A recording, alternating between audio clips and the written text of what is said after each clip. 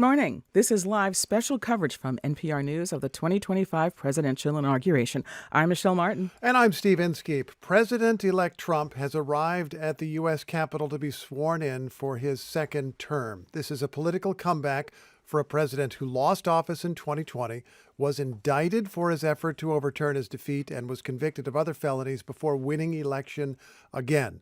And this is a dramatic symbol of that. President Biden is on hand, the departing president. Vice President Harris, the candidate Trump defeated. Former President Obama is here. Mike Pence just arrived at the U.S. Capitol, Trump's former vice president. Trump supporters called for him to be hung in 2021. He is here to see this swearing in. And for the first time in 1985, the ceremony will take place indoors, inside the U.S. Capitol Rotunda. Due to the cold weather, the temperature is falling just a bit, about 23 degrees here in Washington today. Mr. Trump will deliver his inauguration speech to a crowd of 750 people inside the Capitol. Other people on hand include tech CEOs, including Tesla's Elon Musk, Meta's Mark Zuckerberg, Amazon's Jeff Bezos. Some of the hundreds of thousands of ticketed attendees who were expected on the National Mall will now watch from a nearby arena, where the inaugural parade will also be held later today. And the events that we're covering today are just the beginning of what we expect to be a dramatic beginning to the new administration. President-elect Trump has promised a number of executive orders just about as soon as he is sworn in, and we'll be talking about them in the minutes and hours to come. A focus on curbing legal migration as well as illegal immigration, also deporting people who are in the U.S. without legal status. He has 4 years to govern, yet the way that American politics works, he has much less. A midterm election is coming. People are already thinking about 2028. People already talk of Trump as a lame duck because it is his second term and he's barred by the Constitution from running again. Lots to watch, and we're going to bring it to you live with help from our colleagues in the studio and in the field. NPR national political correspondent Mara Liasson and NPR senior White House correspondent Tamara Keith are here. They've covered all the dramatic events of the Trump era, the past decade. And Tam, what does it mean to move this ceremony indoors, for starters? We should note the rotunda, as people watching on our video feed can see, is quite crowded, just about everybody on hand at this point. Yeah, certainly this means that there will be far fewer people able to watch President Trump's inauguration in person. They had issued tickets to hundreds of thousands of people potentially to attend. However, the weather is very cold, and there is a wind chill factor that, even though the number doesn't seem that low, once you add the wind chill, it is very, very cold. And so the decision was made to move it indoors. Trump said it was related to the weather.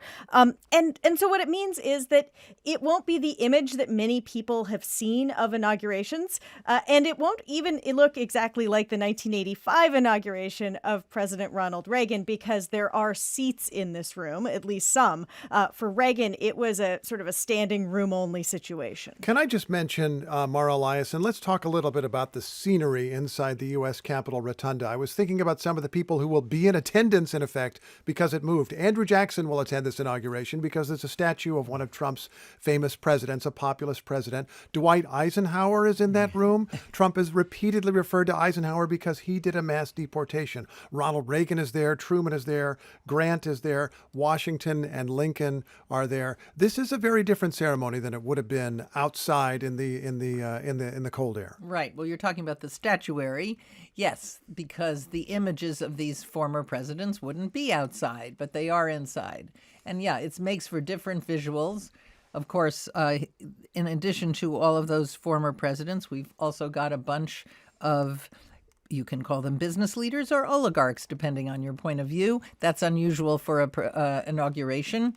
You've got Jeff Bezos and Mark Zuckerberg and Elon Musk, of course. These are big donors to the president. If anybody wondered, they have lots of business before the federal government. If anybody wondered if they would make the top 750 to fit in there, now we know. You're right. Also saw the chairman of Apple. We saw the chairman of Google. Not names that you've seen associated with this administration so far, but they are all there. Tamara Keith, let's talk a little bit about the executive orders. There is some substance. We should just note that in the next few minutes, we're going to hear some performances. Carrie Underwood, Lee Greenwood, some other people. We're going to hear the swearing in and see the swearing in for those following us on video. Vice President J.D. Vance, as well as President Trump.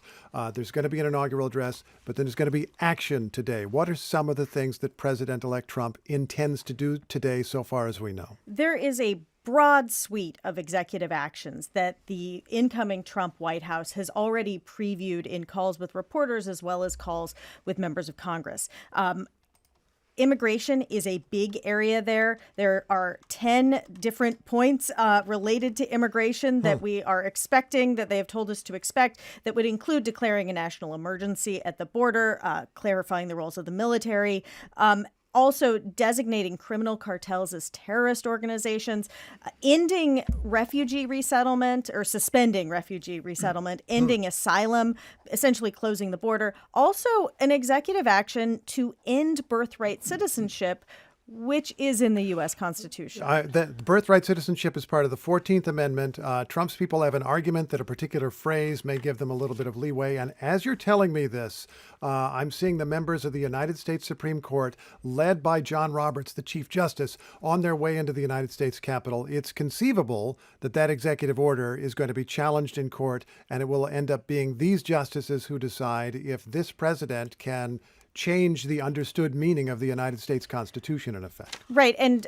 just to clarify on what Trump administration officials say that he would do is he would end birthright citizenship for the children of people who are in the country illegally. So that is what they are trying to do. But yeah, it's not even conceivable. It is guaranteed that this is going to be challenged in court as soon as it is signed, and that this is going to be a big legal battle. I think the broader effort here by the Trump White House is essentially a shock and awe on day one, to sign a big stack of executive actions, to say, he's president, he's here, he's going to rescind what Biden did, he is going to keep his promises repeatedly during the campaign. He talked about day one promises. One of the other promises that he made, Tam and Mara, you may want to jump in on this, is to exact retribution against people that he was angry at or people he felt had wronged him, particularly people in the government. Now, a bit of news this morning,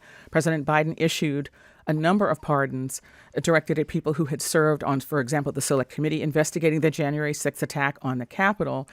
Just talk about that for a minute. He had been urged to do this by people outside of the government in some fairly strong terms in some op-eds, for example, but we really didn't know that he was taking that seriously. Yeah, this came as something of a surprise, though maybe not a shock this morning, when President Biden issued this statement saying that he was going to grant preemptive pardons to Dr. Anthony Fauci. He is the infectious disease specialist who really became the face of the COVID pandemic. Mark Milley, the former chairman of the Joint Chiefs of Staff, who had accused Trump of fascism, and Trump has openly bashed, as well as members of the January 6th committee and law enforcement who testified before that committee, as well as staff who worked on that committee.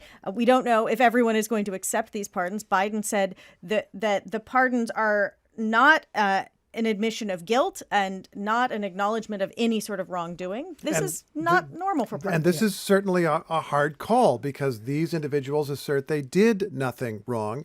And in fact, one of them, Liz Cheney, has said, if you come after me, if any lawyer was involved in any effort to prosecute me, they would be in trouble with the law for a false prosecution. Mara Elias. Yeah, first of all, we don't know how many of these preemptive pardons will be accepted, but Donald Trump has threatened to jail, execute, because he said some of these people have committed treason, or kick out of the country in the case of Jack Smith. So he has made specific threats against many, many people, a lot of whom are on this list that Biden issued preemptive pardons for. Some of them might not be accepted. But we've never had a president come into office with specific plans for retribution and revenge like Donald Trump has had. Go ahead, Tim. Yeah, and we should just say that President Trump's pick for FBI director, we don't know if he'll be confirmed, but he has an enemies list and has said people should be prosecuted and jailed, and many of these people are on his list. Now, the incoming, likely confirmed Attorney General has said that she will not pursue political prosecution. I just want to note as we continue this discussion and before we move she around has only the said she doesn't have an enemies list. process. She Got it. didn't say that she wouldn't. Got it. pursue Before we move these. around Yeah. the Capitol, we'll just note this is a moment of celebration for many people. Fine outfits, fine hats in many cases as people file in. Former First Lady Melania Trump is here, ready to resume that role. Many people on hand, and the ceremony will begin shortly. Michelle. And the children, the grown children, none of them are small children, but the children of the soon-to-be president returning to the Capitol, some of whom had roles in the prior administration, some of whom have decided not to have similar roles in his next administration. As we mentioned, we have reporters all over town, and they're in that slimmed-down public viewing area that was hastily put together because of the weather. Let's go to check in with that slimmed-down public viewing at the Capital One Arena in downtown Washington, which is where normally sporting events take place. White House correspondent Deepa Shivaram has been there all morning as people are lining up to get into the arena. Good morning, Deepa. How are you doing? Good morning, Michelle. It feels like 12 degrees outside. I just checked my phone right before I started talking to you. Nice coat, I think it's though. about 23 officially, but it genuinely feels like 12. Thank you. Had to bundle up many, many layers deep here. And so have all of the people who have been in line for hours and hours and hours. I talked to someone at around 10 a.m., so an hour ago, who had already been in line since around 7, and he was maybe halfway inside to getting into the arena. But as you guys were talking about earlier, I mean, there is a limited number of people who will actually make it inside to Capital One. So there are a lot of people who have just gathered here today, who have been walking around. We've been chatting with them. Who have just, come to see the scene. And so what the scene is, I don't know how much you can see behind me, but there's a lot of vendors around here who are selling merchandise, a lot of Make America Great Again hats, sweatshirts, people selling a lot of hand warmers, as you can imagine, as folks stay warm. And I will say, as Michelle pointed out, this is an area of D.C. The Capital One Arena is where a lot of D.C.'s sporting teams play. So we're talking about the ice hockey team, the Caps, the Wizards team.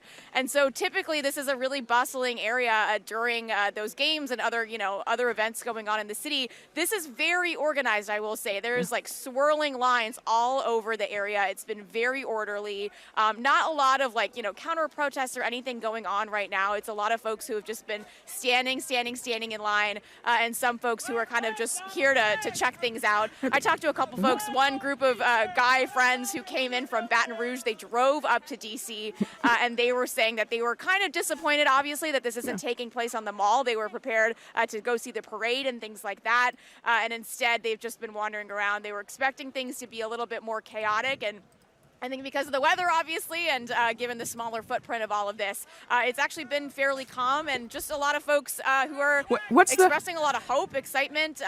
What's the yelling? I hear some yelling. Is it people yelling to sell things, or are people yelling because they are cold, or what is that? What am I hearing? All of the above. It's a lot of vendors who are yelling for selling their goods. There's been a couple breakout chants of USA.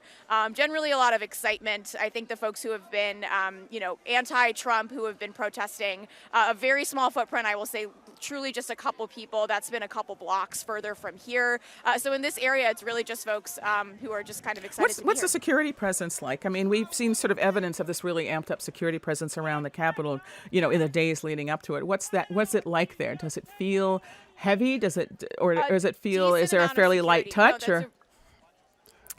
What's it like? No, I would not say a light touch, Michelle. There's street closures all over. So even our group, as we came in here today, had to walk several blocks just to get to this area. So a lot of street closures in D.C., big vehicles that are kind of blocking, cop cars that are blocking the streets, and just a lot of stanchions, a lot of organization in the ways of where people can and cannot walk. And I will say it has been very streamlined. There aren't a lot of people who are just standing around for no reason. I wouldn't say at any point we've been stuck in crowds. It's been very organized in the way they're moving people around and making sure that there aren't just large crowds just kind of hanging out outside here. Deepa, speaking of organized, we are now seeing the former presidents enter the chamber. We saw former Vice President Dan Quayle and Marilyn Quayle, former Second Lady Marilyn Quayle. We've now seen the former Secretary of State and former President Bill Clinton join the assembly, and they seemingly greeted very warmly from what we can see. Everybody's standing, and we are waiting for the president-elect, the past president. This is just a remarkable thing to note. This is only the second time in American history that one of the former presidents attending the inauguration is the president, and we're hearing the fanfare. Everyone is standing. I think we can expect the president-elect to arrive shortly. And we'll continue bringing you live coverage as we can do this from the Capitol Rotunda. That's where we're listening to the band. That's where we're watching these few hundred people on a video feed. The 43rd President of the United States, the Honorable George W. Bush, accompanied by Mrs. Laura Bush.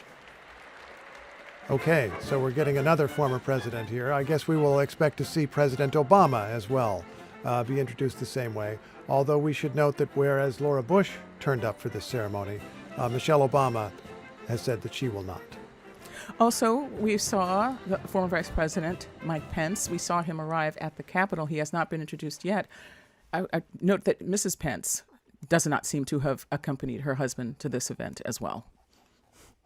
If we're going up in chronological order, we can expect President Obama for this next one.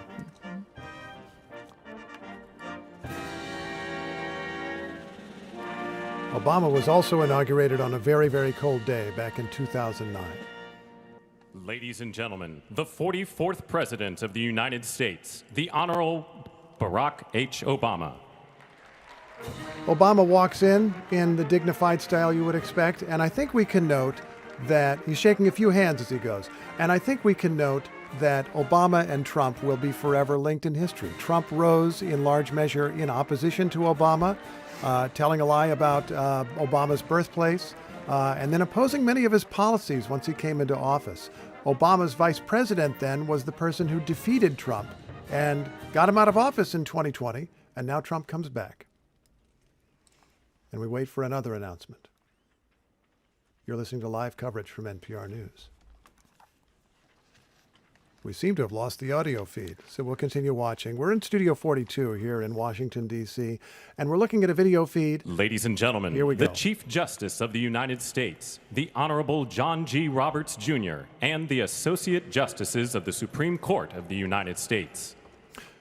Mara Eliason, as these justices in their robes walk in, familiar figures, all of them, is it fair to say that few people in Washington are likely to face more pressure in the years ahead than these 9 justices who will be called upon to referee between the various competing interests in our system of checks and balances, and called upon to weigh the actions of a new administration which says it wants dramatic change against the Constitution itself in some cases? Yes, I think you could say pressure, or for some of them, maybe opportunities. Don't forget they decided that presidents have tremendous immunity. They weren't asked to do that. There wasn't a case that challenged it. But yes, they're going to have to decide a lot of things. When President Trump signs an executive order saying no birthright citizenship, does that mean for children of people who are here undocumented? Does that mean that you can be a Norwegian tourist, come here, give birth, and then your child is an American citizen? And we await another announcement here. There will be moments of silence as we respectfully pass through this inauguration. The curtains open.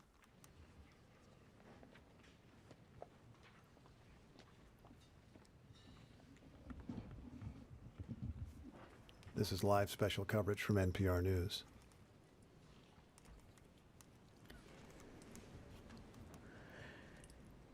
Well, the choreography for this event has been arranged rather hastily, it has to be said.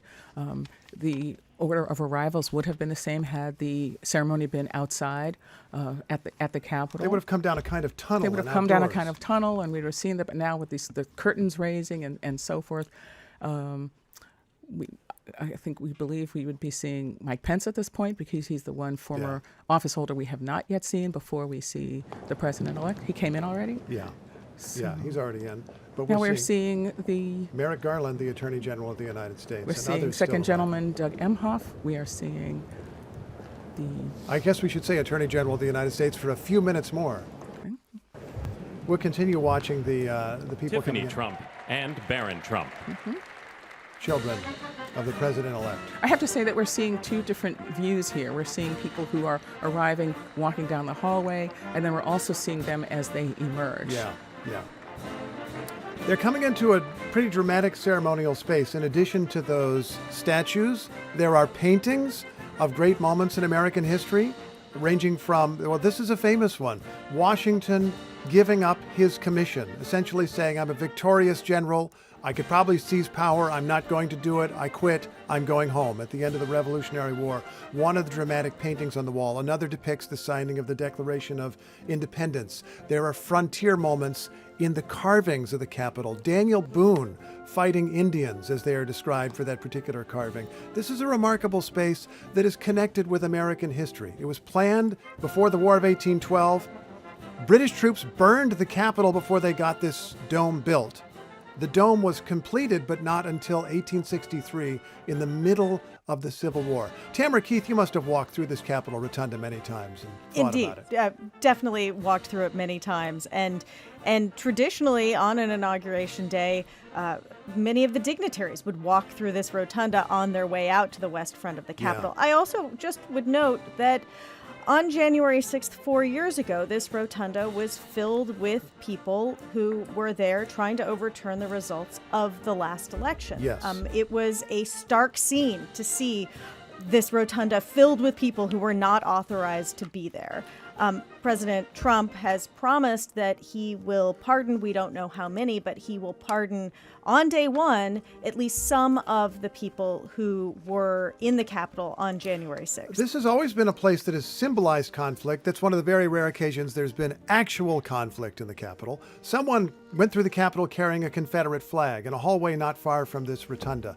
But I should note that also among the statues in the U.S. Capitol are even today people who were Confederate leaders in the rebellion against the federal government in the 1860s, and in later years, their home states sent them into the Capitol once again, a sign that American democracy has not always been peaceful and definitely rarely been calm. But we have this moment where you do have people who were defeated in the room to solemnly mark the occasion of the victor. And one of the things that you want to note is just how different, we sometimes think that we're sort of arguing over words. It's sort of mere semantics, but these words carry great meaning. Are the people who invaded the Capitol that day, are they patriots defending an important idea, according to supporters of President Trump, according to the people who support them and want them to be pardoned? Or are they domestic terrorists who are trying to overturn our system of government through force? And these are the kinds of things that we're going to be talking about in the days, months, and probably years ahead. What do these words mean? What does it mean to be a patriot in this current moment? And Mr. Emhoff, the Republican staff director of the Joint Congressional Committee on Inaugural Ceremonies, Ms. Emily Leviner. She brings the Senate Secretary for the minority, the Honorable Gary Myrick. The House of Representatives Chief Administrative Officer, the Honorable Catherine Spindor, and Mr. Bruce Fisher. They bring the First Lady and the only second gentleman in the history of the United States. The first and only second gentleman thus far. I was just thinking, as we're talking about words and the meaning, President Trump has previewed, and his team have previewed, that his remarks today are going to be about unity and strength. Now, how one president defines unity is very different from how another president defines unity. I would note that 4 years ago, President Biden actually issued a proclamation on his inauguration day declaring it a day of unity. Arguably, I'm pretty sure you could ask anyone in this country right now, do you feel like this country is in a moment of unity? And they would say, no, those other guys are terrible. Well, many people define unity as, why don't you just agree with me? And that is the challenge of this moment, is for people to find what they do agree on, or do they agree on the basic system of checks and balances, of laws and everything else. Right. Well, Michelle talked about how the January 6th riots will be seen. And, Steve Bannon, who's kind of the personification of the MAGA base, has said famously, and this is an old quote, the victors write the history. And, there's going to be a big battle over what is the correct history of the January 6th moment. Can I just mention, when we say the victors write the history, there are victors with different points of view who are represented in this room. Steve Bannon is not in this room, but has a particular point of view of what Trump should be doing. Right. Some of the tech executives here maybe have a different point of view about what that is. Right, but in terms of January 6th, which is really a important moment in American history, where the Capitol was breached in an effort to overturn a free and fair election. Trump believes, and certainly Steve Bannon would agree with him, that it was patriots who tried to overturn an election that was rigged and stolen from him.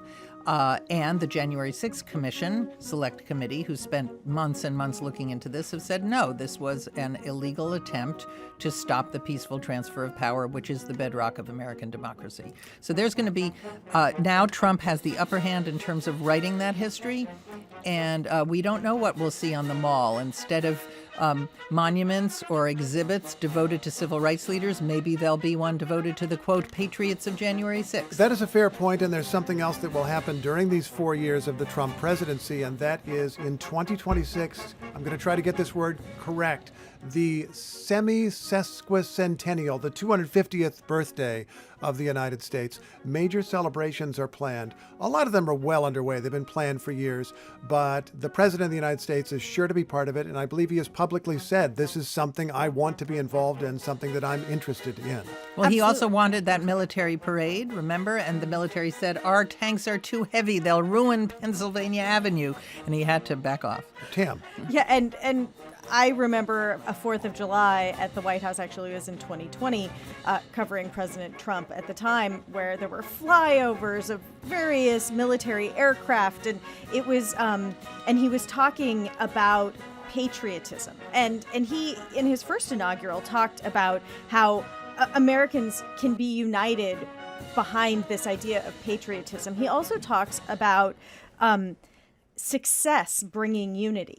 I talked to a former aide of his who said that I was like, well, what does he mean by unity? And he said that everyone is equally successful, whether they support him or not.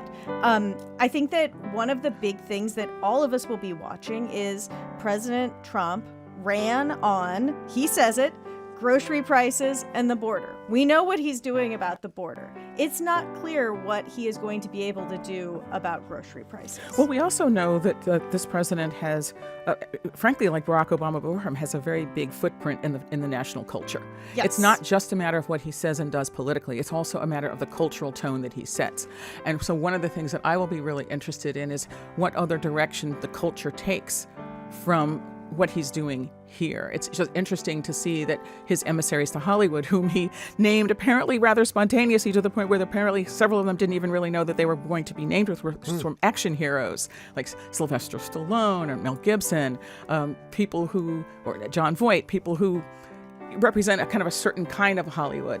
And also, I was thinking about what Mara was saying about the January 6th attack. I mean, that was obviously one of the most documented events in our history. There were cameras there from every angle.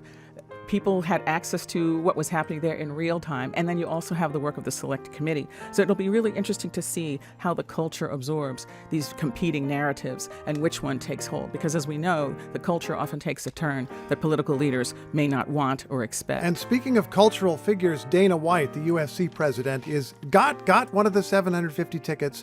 We're also seeing an image of Elon Musk, who, if you asked 4 years ago, was Elon Musk even interested in this sort of thing? I'm not sure that people would have known for sure if he was or wasn't, but now we know he intensely is. And he is a huge cultural figure, a huge business figure, and clearly now also a huge political figure, along with other people who are close to the president who are in the room here today. Yeah, and Dana White is the head of the Ultimate Fighting Championship. This is MMA, very popular, has grown hugely over the years. He is directly behind the former presidents of the United States in this room. So it is quite the mix of people. Dana White is a friend of President Trump's and is another one of these people who has helped Trump tap into a part of the electorate that has typically been very disengaged, which are young men. And Trump found a way, also with the help of his son Barron, who is towering over everyone in that room. He is so tall. He found a way to tap into those young male voters who weren't even voters before, got them engaged, and that's part of how he won. I want to point out that this is Inauguration Day, but it is also the day that we commemorate and acknowledge the Reverend Martin Luther King Jr., a towering figure in American life and our culture. And to acknowledge that, I want to bring in Reverend William Lamar IV. He is pastor of Metropolitan AME Church here in Washington, D.C., not far from where the inaugural ceremonies are taking place. It is also a storied place where towering figures like Paul Lawrence Dunbar and Frederick Douglass once worshipped. Reverend Lamar is with us now. Reverend Lamar, welcome. Thank you so much for joining us. Thank you very much. I'm honored to be a part of this coverage. And obviously, one of the reasons we called you is that the inauguration falling on Martin Luther King Day. You think a lot about his legacy in civil rights and how this fits into our politics today. I was just wondering what the confluence of these events brings up for you today. Well, it is indeed a day for rich reflection. I think that the King legacy has been hijacked in many ways. And I think that what I really want to talk about is his speech about a world house, that we together live in a single place together, and global solidarity is necessary. I also want to lift up his speech when he talked about the triple evils of poverty, racism, war. And I think that we get stuck on the dream without unpacking that it was a demand that a check that was written to the children of the enslaved for justice and for citizenship and for justice had been returned non-sufficient funds. So I think that King needs to be unfrozen from a national narrative that makes him a mascot for empire. He really was one who spoke of the revolution of values necessary here, economically, spiritually, and politically. Reverend Lamar, I want to mention that as we are speaking, Melania Trump, the wife of the president-elect, soon-to-be president again, and Usha Vance, the wife of the soon-to-be vice president, are walking into the Capitol. We will be seeing them enter shortly. You know, in 2020, I'm sure you remember this better than anyone, that pro-Trump rally-goers and Proud Boy members destroyed a Black Lives Matter sign in front of your church. And I just wondered how that moment sits with you now. Is it something that members of the congregation still think about? Does it carry feeling and meaning for you these years later? Well, I think that the one thing we must recall is that had those persons who came for January 6th looked like me, would have had a different outcome. And the challenge of the Proud Boys breaching our property, thinking that they had a right to step onto a space that was set aside for worship and justice, and their ability, their desire to bring harm to a place that has only existed, that worship, justice, and liberation be made palpable and present for all persons. It shows, Michelle, the disease of American democracy. If you can call America a democracy. If I can just interrupt here, we're going to go back to the rotunda. Reverend Lamar, if you could just hold on for a second here. Christopher Macchio, opera tenor, singing "Oh America." Let's listen. You are calling me to pay true to thee, I will be. Oh, America, no weeping, let there be no wounded heart. I will keep you in my keeping till there be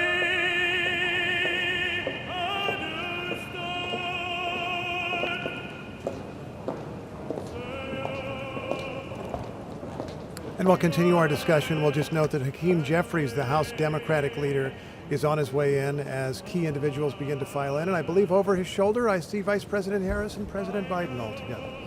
Reverend Lamar, we interrupted you briefly. We wanted to ask how you were telling us how that moment when that sign in front of your historic church was destroyed by these rally goers. It reminded, how did that sit with you? As much as we congratulate ourselves in America that there are many miles to go, and that there are persons who still believe that it is their work and their right to establish a politics of fear, especially for those of us who demand justice for all persons. And the challenge that remains in American democracy is that it was built on exclusion. Can you truly call an experiment democratic when from its foundation it only included property white men, it excluded the natives, it excluded the Africans, and the progeny politically of those exclusionary democratists? The disease of American democracy is people still believe that you can have a democracy and exclude human beings. That is why the push, the tug, the strenuous fight continues, because there is no democracy that excludes the participation of all human beings. Before we let you go, Reverend Lamar, what is your work these next 4 years? How are you preparing your congregation to meet this moment? How are you meeting this moment? Well, we have met the moment, first of all, in stillness, listening to the music of the universe, the music of justice, the music of fraternity. And we have decided that instead of acting quickly, we will gather to plan and discuss the best way forward for justice-loving people, and we will move together. At the last Trump inauguration, I think many of us were moving emotionally, and that was appropriate. This time, we moved strategically, planfully, powerfully, bringing together dangling discord, as King said, into a symphony of what is possible when all human beings are respected and allowed to thrive together. That is the Reverend William Lamar IV of Metropolitan AME Church. Reverend Lamar, thank you so much for joining us. We may call you back later to respond to the speech if we have time. Thank you so much for sharing these insights right now. And we've just caught a glimpse of Amy Klobuchar, the Minnesota senator, a Democrat who will do the invocation today. A reminder that this is a civic ceremony, in effect, the call to order. Bipartisan. House of Representatives, the Honorable Go Kevin ahead. F. McCumber. It's the call to order. Mr. John Beck, She, as a member of the committee that sort of runs these inaugural ceremonies, will issue the call to order. Thank you. The invocation will be given by spiritual leaders, as it always is. Thank you. Appreciate that. Appreciate the correction. She was walking in alongside Mike Johnson, the Speaker of the House of Representatives, and here's a glimpse of President-elect Trump, who will appear in the Capitol shortly. Before we go to that, though, let's go to Hogan Gidley, who has worked for the president, former Deputy Press Secretary for the Trump White House and campaign. Hogan, where are you? What are you experiencing? I'm in the Capitol right now in my office. I also do some work for the Speaker of the House. So I've had the privilege of being here today and seeing some of these amazing scenes and sights, sounds. This has been really, really nice, and so I'm excited to go back up there when I'm off the radio with you and go watch the rest of this inauguration. What are some of the challenges and opportunities of this moment as the president tries to get a fast start, has a large number of executive orders he wants to get out of the door possibly today? Well, I think it is a tale of two presidencies. The first time he came in, I believe in the first 24 hours, he signed one executive order. Joe Biden signed 19. President Trump had 500 staffers. Joe Biden had 1,500. So Trump was, coming in kind of new and fresh, but not having the organization, not having the streamlined system that he has in place today. And so what you're going to see is kind of the culmination of being around the block a few times, having the wisdom and discernment of having been president before, the pitfalls, knowing the challenges, but also knowing how to get things accomplished more quickly. So you're going to see that obviously today with the executive orders and other things. Preparation to go on day one. So it's going to move quickly. Escorting the President of the United States. Let's give a listen and to the Vice Capitol President Rotunda. Of the United States. Ranking member of the Joint Congressional Committee on Inaugural Ceremonies, the Honorable Deb Fischer. House Democratic Leader, the Honorable Hakeem Jeffries, and Senate Majority Secretary, the Honorable Robert Duncan. And those officials, Democratic and Republican, walking in.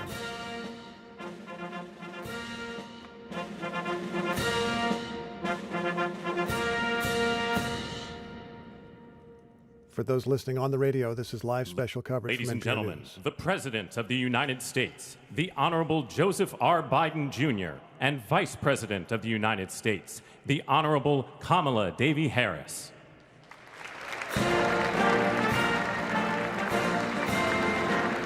Hail to the chief. Played one more time for President Biden. Michelle, go And we ahead. have to note that President Trump did not attend the inaugural ceremonies for his successor.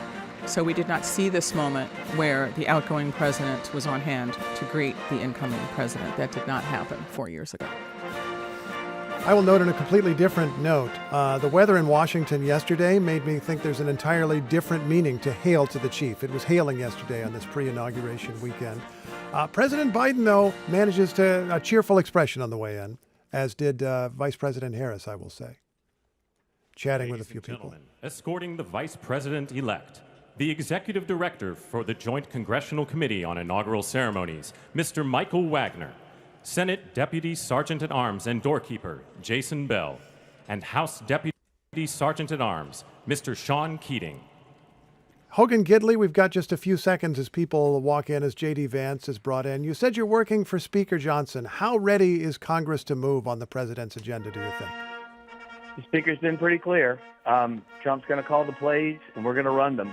So I expect Speaker Johnson and Leader Thune to move together quickly, to work in a way that I don't think we've seen Congress operate in quite some time, with a level of rapidity that is so foreign to the people here in D.C., but you're going on Trump time. He likes to do things quickly. He likes to get things going. So I think right out of the gate, whether this reconciliation bill is 1 or 2, it's going to be moving pretty quickly for Washington standards to accomplish some things for the American people. And exceptionally narrow congressional majority for Speaker Johnson, and a little more room in the Senate, but still it's a body that's hard to move, so it'll be a challenge, and we'll see how far they get. Hogan Gidley, former Deputy Press Secretary for the Trump White House and the Trump campaign. Pleasure talking with you. Thank you so much. Thanks, guys. Appreciate it. And we'll mention that as Hogan was talking, J.D. Vance came in. Red tie, American flag lapel, and awaiting his turn to be sworn in. What we expect in the next few minutes is the swearing in of the vice president, and then the swearing in of the president-elect, who will stop calling that in a few minutes here. I have to note that the gallery there is so crowded that all these dignitaries have to some of them have to squeeze past each other in order to get to their assigned seats. But it's fascinating for that it's very reason, almost like a movie theater where you have to kind of squeeze by people. Yes, but there's J.D. Vance, then you have Don Trump Jr., you have Sundar Pichai, the tech executive. You have quite a mixture of people. Ladies and gentlemen, escorting the president-elect, the staff director for the Joint Congressional Committee on Inaugural Ceremonies, Farah. I will just House note Sergeant that at while Arms, this is the all Honorable happening, William P. President McFarland, Biden has just Senate announced Sergeant more at Arms and pardons. Doorkeeper, He the Honorable he Jennifer is A. not yet Hemingway, done being Senate president. Majority You and- better give us some news before we get to these swearings in. Go for it. Yes, so he is commuting the life sentence imposed on Leonard Peltier. He is also exercising under his power under the Constitution to pardon members of his own family. These would be preemptive pardons: James B. Biden, Sarah Jones Biden, Valerie Biden Owens, John T. Owens, Francis W. Biden.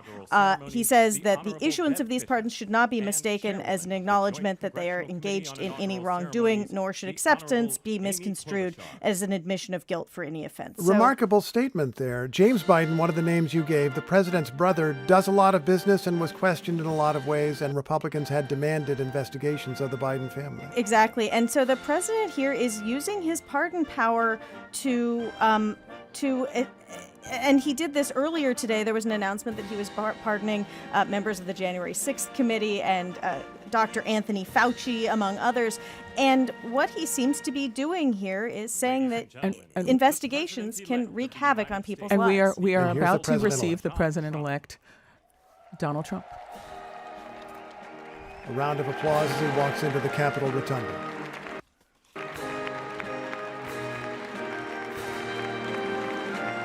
Shakes a hand or two on his way in. Air kiss with Melania. Seemingly warm greeting with President Biden for a few more minutes. President for a few more minutes. A warm greeting to his selected vice president.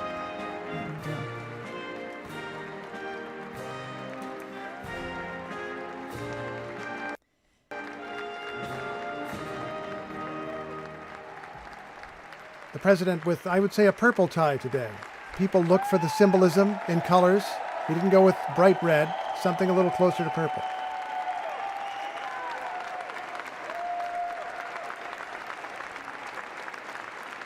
We're looking at video shots at the Capitol Rotunda, where if you're just joining us, about 750 people are on hand. Many of the most powerful and prominent people in the U.S. government and in business are on hand, and also a large number of people in what is effect the overflow room there, the U.S. Capitol Visitor Center, where people who would have been on the mall are present watching on video. Ladies and gentlemen, please be seated.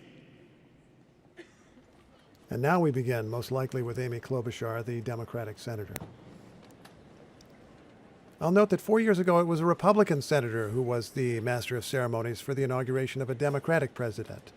It feels fitting, perhaps, or at least fitting to the moment or the intentions of the moment, that you would have someone from the other party who is effectively running the show. President Trump, Vice President Vance, sharing a word or two before they get started.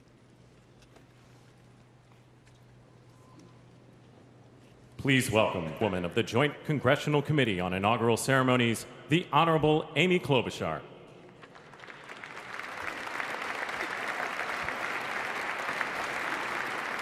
Good morning, everyone. Welcome to the 60th presidential inauguration. Today, President-elect Trump and Vice President-elect Vance will take their oaths of office, and we will witness the peaceful transfer of power at the heart of our democracy.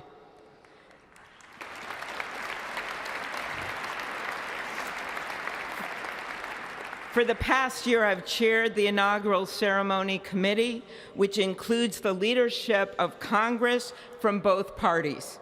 We thank the committee and Capitol staff and law enforcement who worked so hard over the last year, and especially the last 3 days. You've done a beautiful job, and you have shown grace under pressure.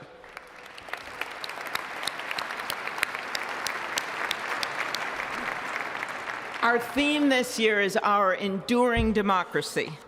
The presence of so many presidents and vice presidents here today is truly a testament to that endurance. We welcome President Biden and Dr. Biden. We welcome Vice President Harris and Doug Emhoff, President Obama, President Clinton and Secretary Clinton, President Bush and Laura Bush, Vice President Pence, Vice President Quayle and Marilyn Quayle. The justices of the United States Supreme Court are with us, all 9 of them I counted, and of course the Trump and Vance families.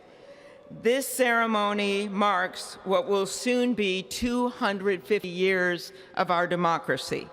It is the moment when leaders, elevated by the will of the people, promise to be faithful to our Constitution, to cherish and defend it. It is the moment when they become, as we all should be, the guardians of our country. Through war and peace, through adversity and prosperity, we hold this inauguration every 4 years, and today it falls on Martin Luther King Day, a further reminder that we must strive to uphold the values enshrined in our Constitution, the freedoms, the liberties, and, as is inscribed on the entrance of the United States Supreme Court, equal justice under law.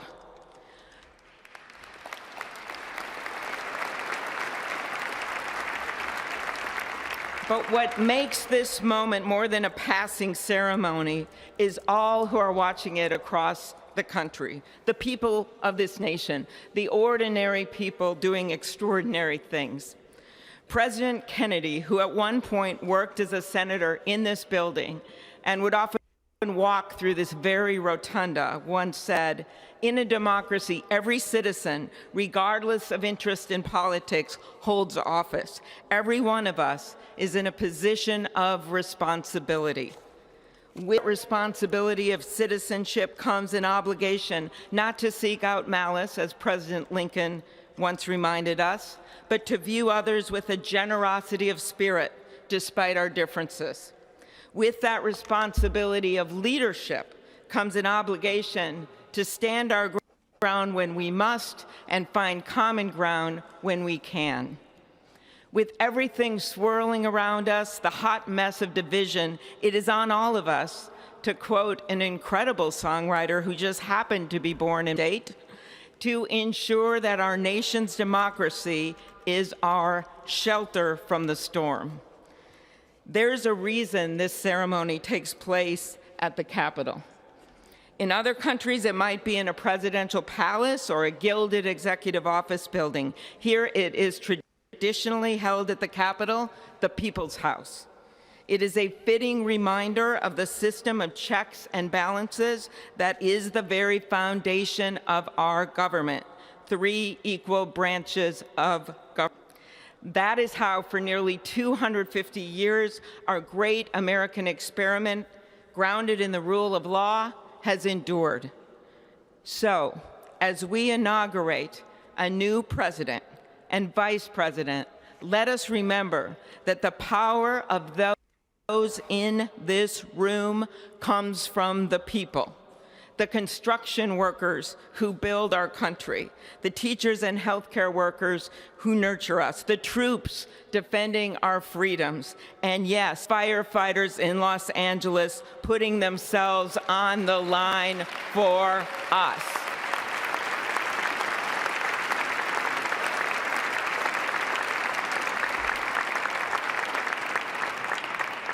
Our democracy's strength and grit must match theirs.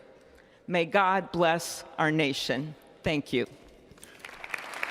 Senator Klobuchar making statements that would be routine at any inauguration, but when a Democrat talks about leaders promising to be faithful to the Constitution and quoting Lincoln about malice toward none, they also fall in a particular way at this particular inauguration. Good afternoon. Endurance through the years is the ultimate test.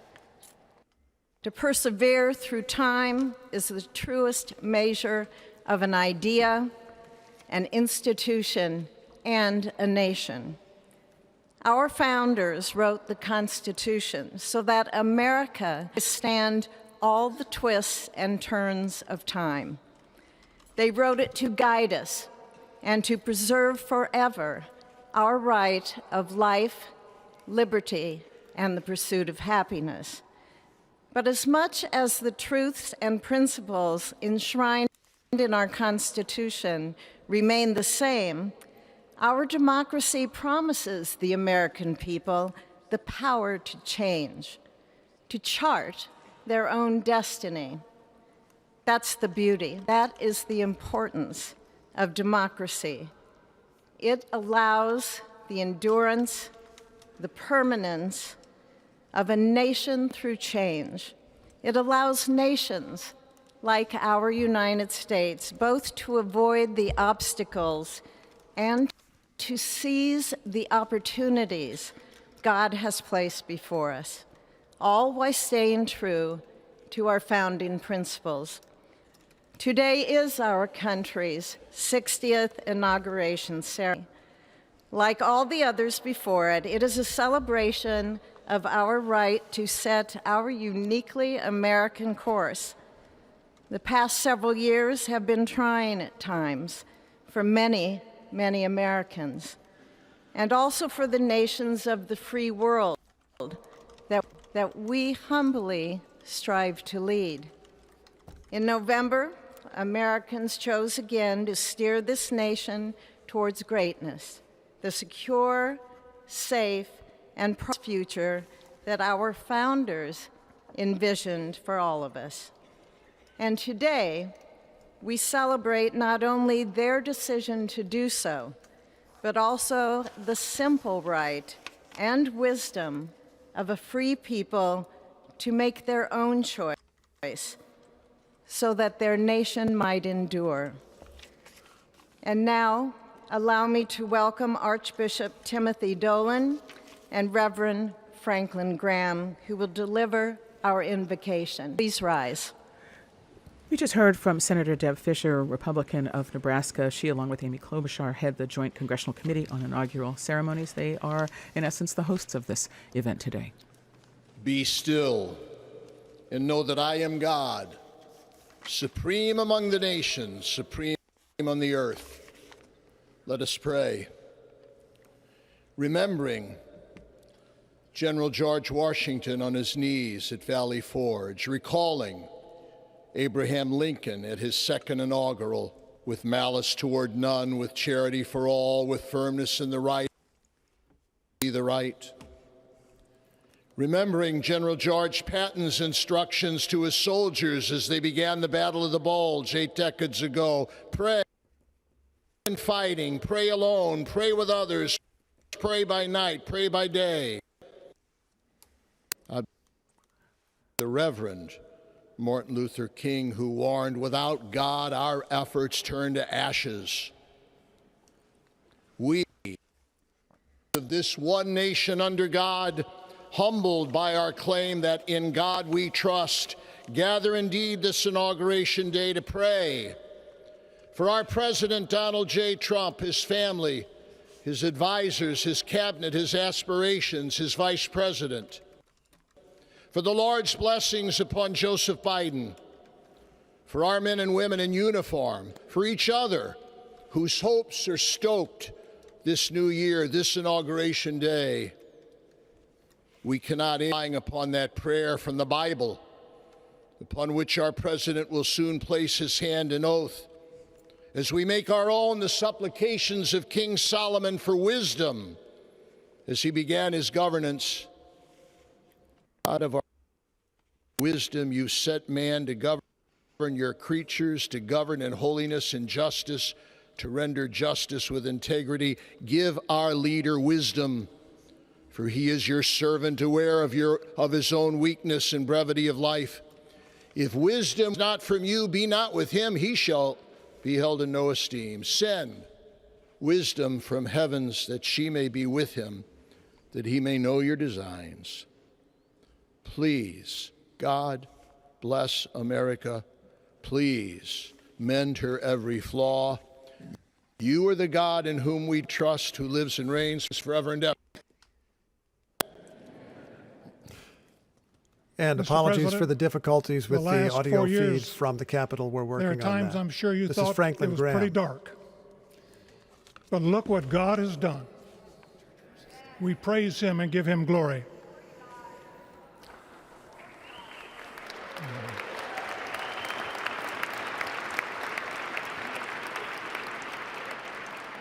Let us pray. Our Father and our God, thou hast said, "Blessed is the nation whose God is the Lord." As the prophet Daniel prayed, "Blessed be the name of God forever and ever. For wisdom and might are his. He changes the times and the seasons. He removes kings. He raises up kings. He gives wisdom to the wise and knowledge to those who have understanding." Our Father, today, as President Donald J. Trump takes the oath of office once again, we come to say thank you, O Lord our God.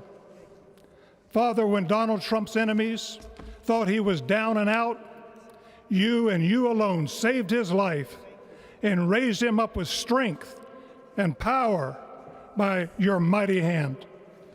We pray for President Trump, that you'll watch over, protect, guide, direct him. Give him your wisdom from your throne on high. We ask that you would bless him and that our nation would be blessed through him. We also ask that you would bless and protect Melania as First Lady. We thank you for the beauty, the warmth, and grace that she shows not only to this nation, but to the whole world. We thank you for Vice President-elect J.D. Vance and his wife Usha and their young family. May he be a strength to President Trump, to stand beside him, to hold up his arms like Aaron held up the arms of Moses in the midst of battle. The prophet Samuel reminded the people, it was you that brought them up from the land of Egypt. And he said, now stand still, that I may reason with you before the Lord. So, Father, we take this moment to stand still, to remember the great things that you have done for this nation. Thank you for the protection, the bounty, the freedoms that we so enjoy. We remember to keep our eyes fixed on you, and may our hearts be inclined to your voice. We know that America can never be great again if we turn our backs on you. We ask for your help, and we pray all of this in the name of the King of Kings, the Lord of Lords, your Son, my Savior, and our Redeemer, Jesus Christ. Amen. Ladies and gentlemen, please welcome Associate Justice Kavanaugh to administer the Vice Presidential We just heard from the oath Reverend of Franklin office. Graham, the son of Billy Graham, prominent evangelical leader. And before him, we heard from His Eminence Timothy Michael Cardinal Dolan, the Archbishop of New York. And we will now see the Vice President take the oath of office. It will be administered by Associate Justice Brett Kavanaugh. Appointed by Donald Trump, another sign of Trump's effect on the Supreme Court, which may grow deeper during this term, for all we know.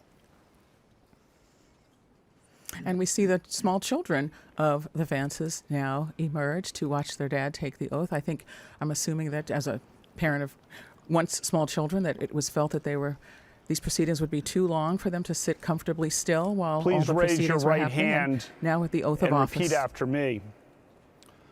I, James David Vance, do solemnly swear I, James David Vance, do solemnly swear that I will support and defend the Constitution of the United States that I will support and defend the Constitution of the United States against all enemies, foreign and domestic, against all enemies, foreign and domestic, that I will bear true faith that I will bear true faith and allegiance to the same, and allegiance to the same, that I take this obligation freely that I take this obligation freely without any mental reservation without any mental reservation or purpose of evasion, and that I will well and faithfully discharge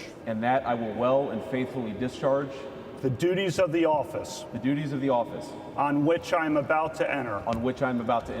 So help me God. Congratulations, Mr. Vice President. Lucia Vance smiling and boosting a daughter during the swearing in for now Vice President J.D. Vance. And we'll note that it's noon, 12 o'clock, which so far as we know is the official time when the changeover would take place regardless of the ceremonies here. So we can now refer to him as Vice President Vance. And although he has not taken the oath, we can refer to him for a second time as President Trump.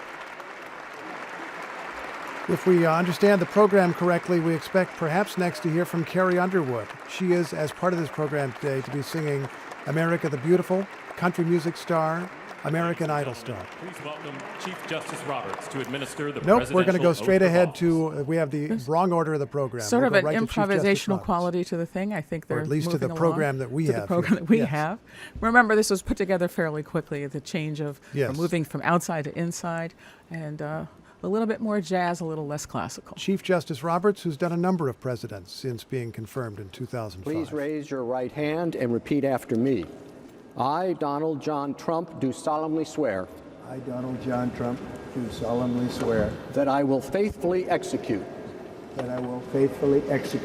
the office of President of the United States the office of President of the United States and will, to the best of my ability, preserve, protect, and defend the Constitution of the United States. So help me God. Congratulations, Mr. President. Chief Justice Roberts with a handshake. President Biden, the second person to shake the new president's hand. We now have an artillery salute going off outside the United States Capitol here in Washington, D.C. We hear Hail to the Chief playing now for a new chief. I just want to note a few words that were said by Deb Fischer, the Republican senator. We noted that Amy Klobuchar, the Democratic senator, had bipartisan remarks with a Democratic slant. Deb Fischer talked instead about the permanence of the nation through change, which is certainly something you would want to say on an occasion where your party has won the election. She went further. I thought it had a lot of partisan tones about how the last 4 years have been difficult at times, as if it was a bad time and now we're a good time. And she said the American people voted to steer their nation to greatness. She said the past several years have been trying at times. And I think usually these speeches are very, very studiously nonpartisan. But that one had a little tinge of partisanship. Okay, and we'll wait to see what happens next now that we know that the program that we have is perhaps not entirely accurate for the order in which things are going to happen. The new president remains standing. We do expect a rather lengthy address from him.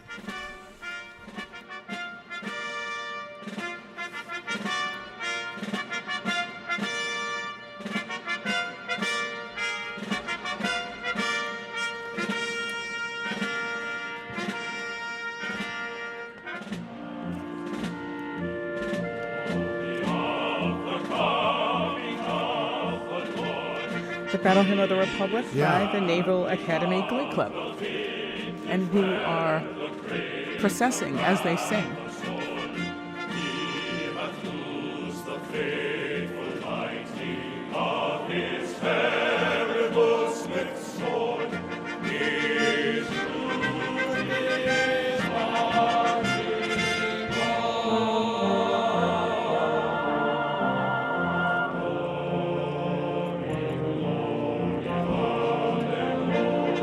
Look, it's no small feat to put the choreography together for a ceremony like this on short notice in a small space. Yeah. I have to say there are larger spaces in the Capitol and in the Capitol complex that they could have chosen for this event. They chose this space probably for the history, the tradition, the optics, the beautiful paintings and carvings, as you noted earlier. But it is not easy to put together something like this on short notice. And seeing the Glee Club process in as they sing this, very much cherished and revered song is it's quite interesting and adds a different tone.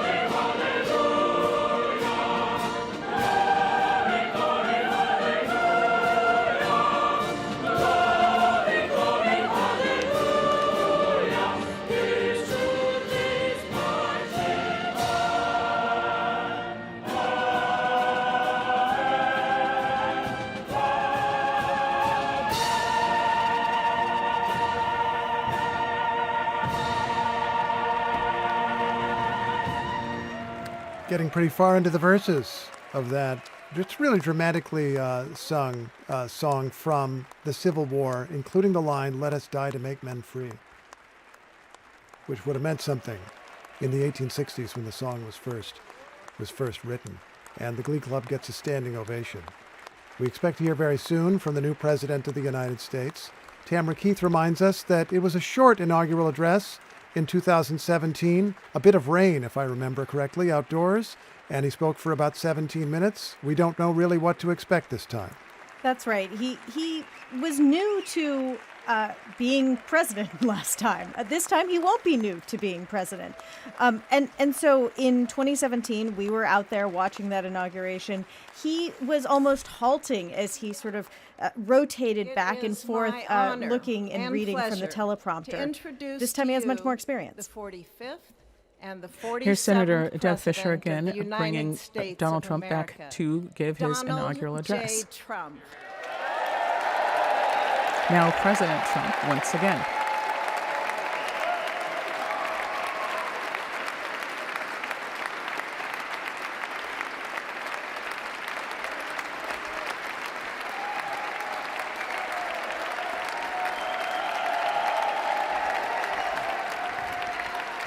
The president approaches the lectern with a smile and a sort of a wry smile, I would say, as he prepares to give his second inaugural Thank you very address. much, everybody. Well, thank you very, very much.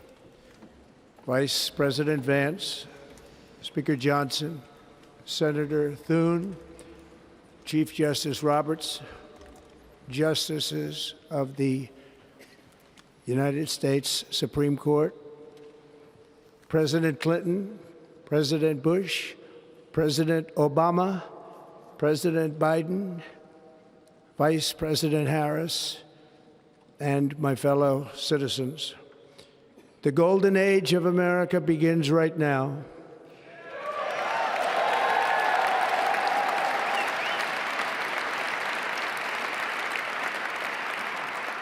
From this day forward, our country will flourish and be respected again all over the world. We will be the envy of every nation, and we will not allow ourselves to be taken advantage of any longer. During every single day of the Trump administration, I will very simply put America first.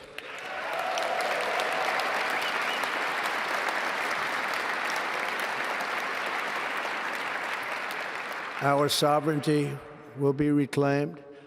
Our safety will be restored. The scales of justice will be rebalanced. The vicious, violent, and unfair weaponization of the Justice Department and our government will end.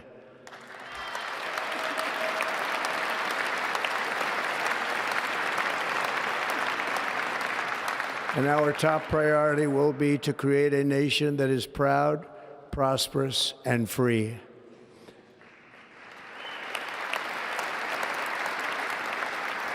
America will soon be greater, stronger, and far more exceptional than ever before. I return to the presidency confident and optimistic that we are at the start of a thrilling new era of national success. A tide of change is sweeping the country, sunlight is pouring over the entire world, and America has the chance to seize this opportunity like never before. But first, we must be honest about the challenges we face. While they are plentiful, they will be annihilated by this great momentum that the world is now witnessing in the United States of America. As we gather today, our government confronts a crisis of trust. For many years, a radical and corrupt establishment has extracted power and wealth from our citizens while the pillars of our society lay broken and seemingly in complete disrepair. We now have a government that cannot manage even a simple crisis at home, while at the same time stumbling into a continuing catalog of catastrophic events abroad. It fails to protect our magnificent, law-abiding American citizens, but provides sanctuary and protection for dangerous criminals, many from prisons and mental institutions that have illegally entered our country from all over the world. We have a government that has given unlimited funding to the defense of foreign borders, but refuses to defend American borders or, more importantly, its own people. Our country can no longer deliver basic services in times of emergency, as recently shown by the wonderful people of North Carolina, been treated so badly.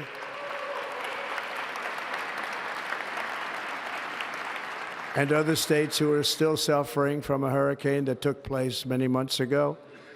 Or more recently, Los Angeles, where we're watching fires still tragically burn.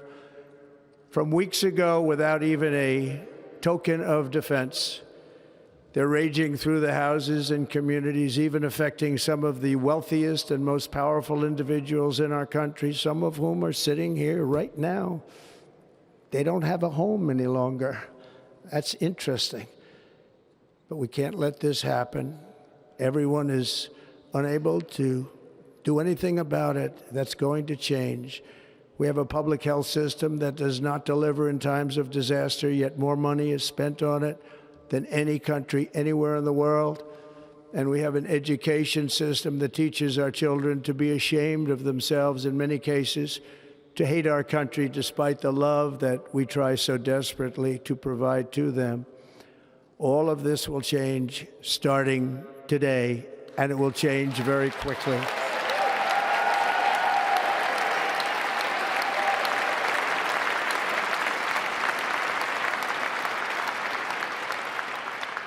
My recent election is a mandate to completely and totally reverse a horrible betrayal and all of these many betrayals that have taken place, and to give the people back their faith, their wealth, their democracy, and indeed their freedom.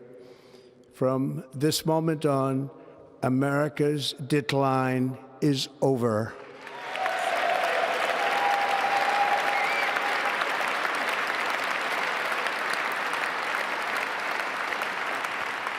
Our liberties and our nation's glorious destiny will no longer be denied, and we will immediately restore the integrity, competency, and loyalty of America's government.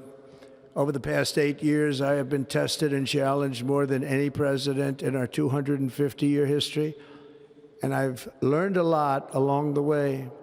The journey to reclaim our republic has not been an easy one, that I can tell you. Those who wish to stop our cause have tried to take my freedom and indeed to take my life. Just a few months ago in a beautiful Pennsylvania field, an assassin's bullet ripped through my ear. But I felt then, and believe even more so now, that my life was saved for a reason. I was saved by God to make America great again.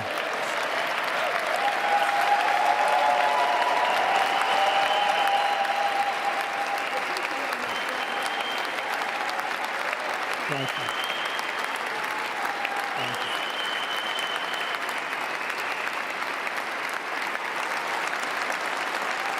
Thank you very much.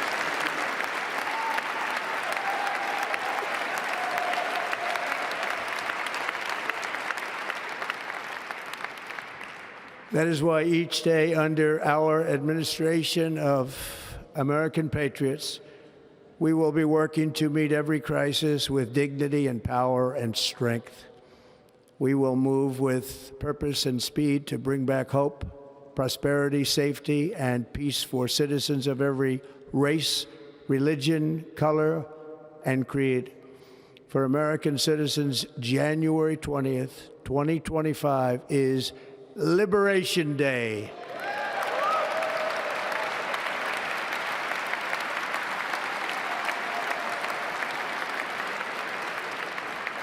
It is my hope that our recent presidential election will be remembered as the greatest and most consequential election in the history of our country.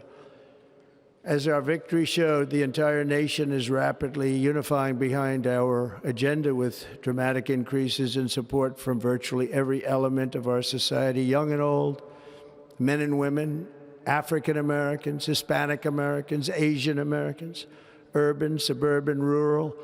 And very importantly, we had a powerful win in all 7 swing states. And the popular vote, we won by millions of people.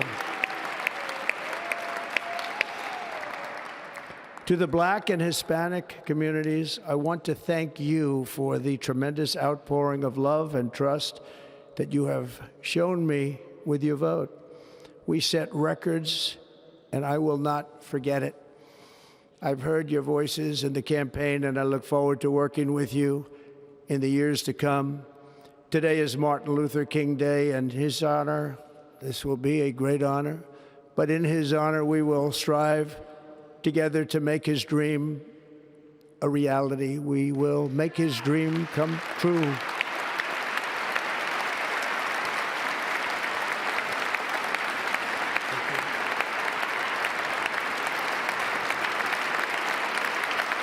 Thank you. Thank you. National unity is now returning to America, and confidence and pride is soaring like never before. In everything we do, my administration will be inspired by a strong pursuit of excellence and unrelenting success. We will not forget our country.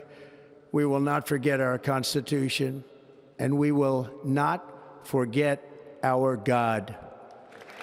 Can't do that.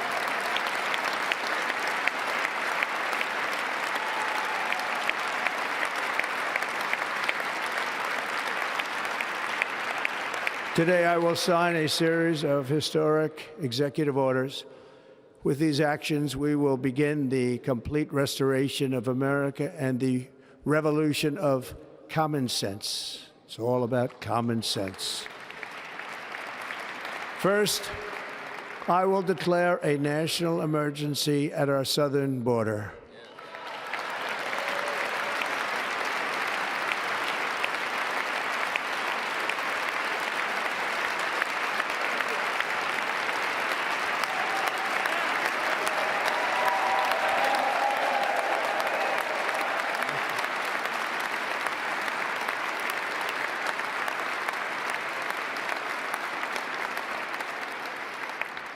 All illegal entry will immediately be halted, and we will begin the process of returning millions and millions of criminal aliens back to the places from which they came.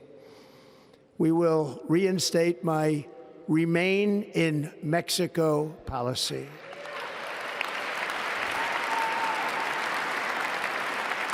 I will end the practice of catch and release.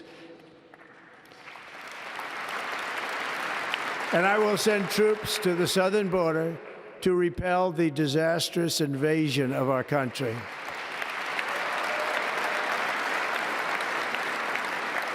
Under the orders I signed today, we will also be designating the cartels as foreign terrorist organizations.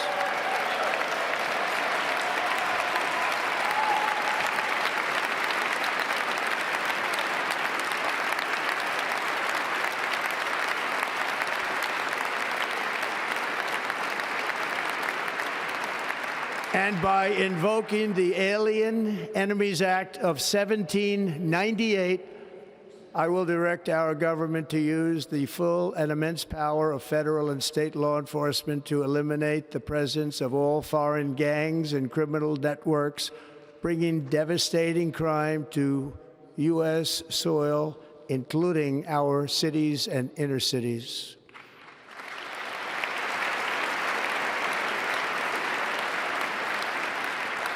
As Commander-in-Chief, I have no higher responsibility than to defend our country from threats and invasions, and that is exactly what I am going to do. We will do it at a level that nobody's ever seen before. Next, I will direct all members of my cabinet to marshal the vast powers at their disposal to defeat what was record inflation and rapidly bring down costs and prices.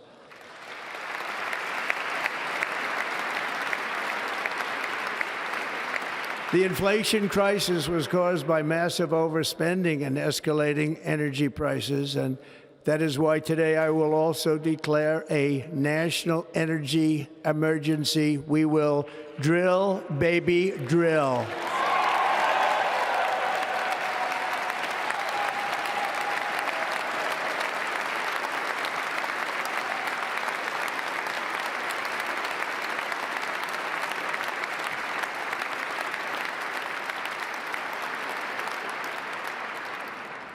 America will be a manufacturing nation once again, and we have something that no other manufacturing nation will ever have, the largest amount of oil and gas of any country on earth, and we are going to use it. We're going to use it. We will bring prices down, fill our strategic reserves up again, right to the top, and export American energy all over the world. We will be a rich nation again, and it is that liquid gold under our feet that will help to do it. With my actions today, we will end the Green New Deal and we will revoke the electric vehicle mandate, saving our auto industry and keeping my sacred pledge to our great American auto workers.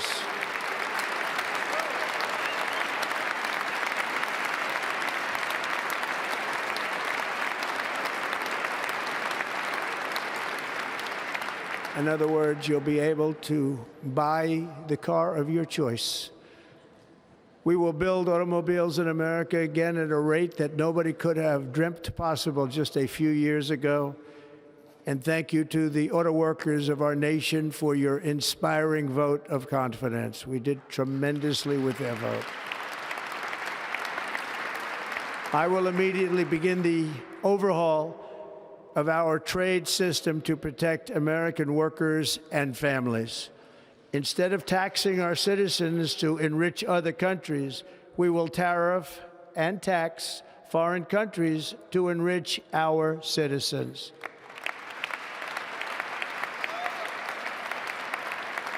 For this purpose, we are establishing the External Revenue Service to collect all tariffs, duties, and revenues. It will be massive amounts of money pouring into our treasury, coming from foreign sources.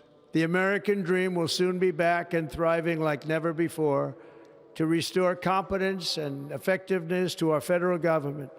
My administration will establish the brand new Department of Government Efficiency.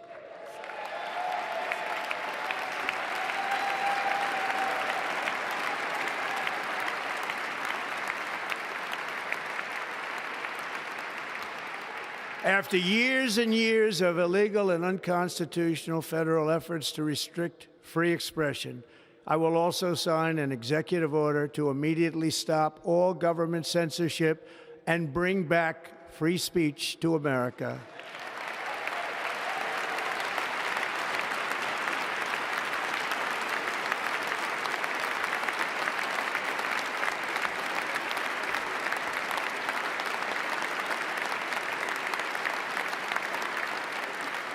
Never again will the immense power of the state be weaponized to persecute political opponents, something I know something about.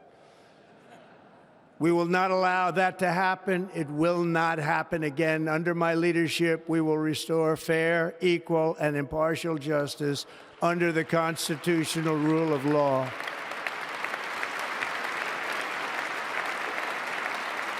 And we are going to bring law and order back to our cities. This week, I will also end the government policy of trying to socially engineer race and gender into every aspect of public and private life.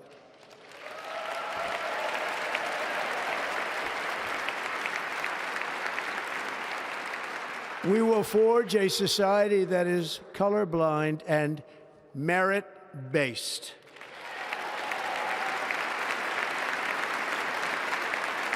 As of today, it will henceforth be the official policy of the United States government that there are only two genders, male and female.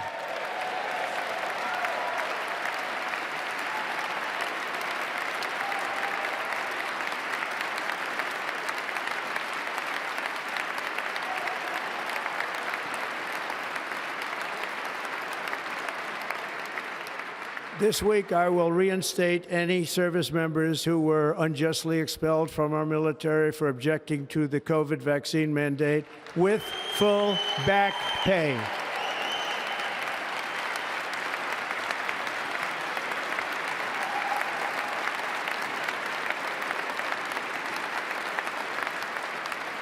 And I will sign an order to stop our warriors from being subjected to radical political theories and social experiments while on duty.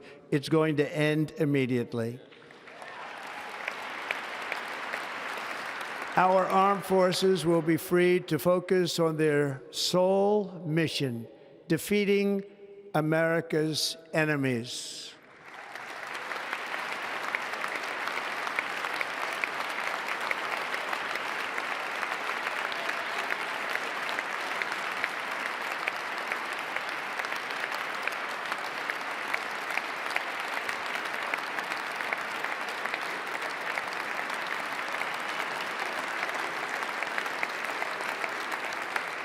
Like in 2017, we will again build the strongest military the world has ever seen. We will measure our success not only by the battles we win, but also by the wars that we end, and perhaps most importantly, the wars we never get into.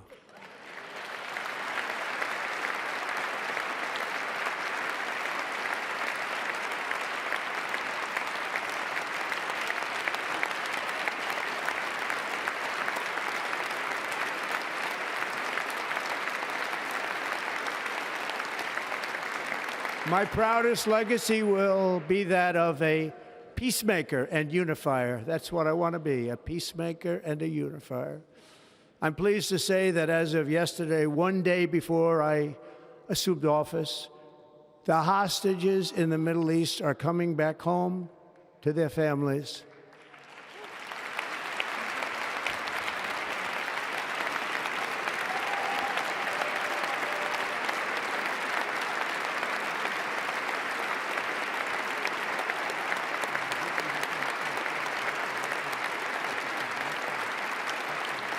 Thank you.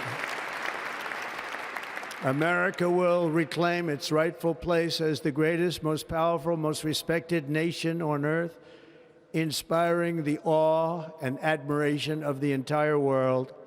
A short time from now, we are going to be changing the name of the Gulf of Mexico to the Gulf of America, and we will restore the name of a great president, William McKinley, to Mount McKinley, where it should be and where it belongs.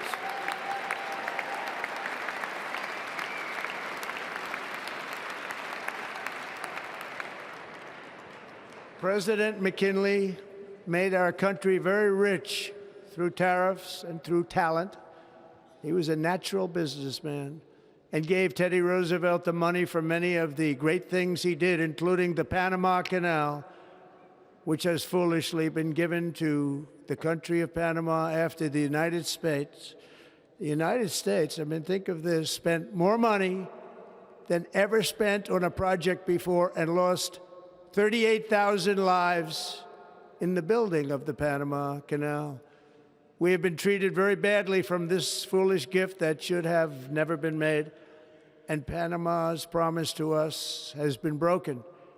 The purpose of our deal and the spirit of our treaty has been totally violated. American ships are being severely overcharged and not treated fairly in any way, shape, or form, and that includes the United States Navy. And above all, China is operating the Panama Canal, and we didn't give it to China, we gave it to Panama, and we're taking it back.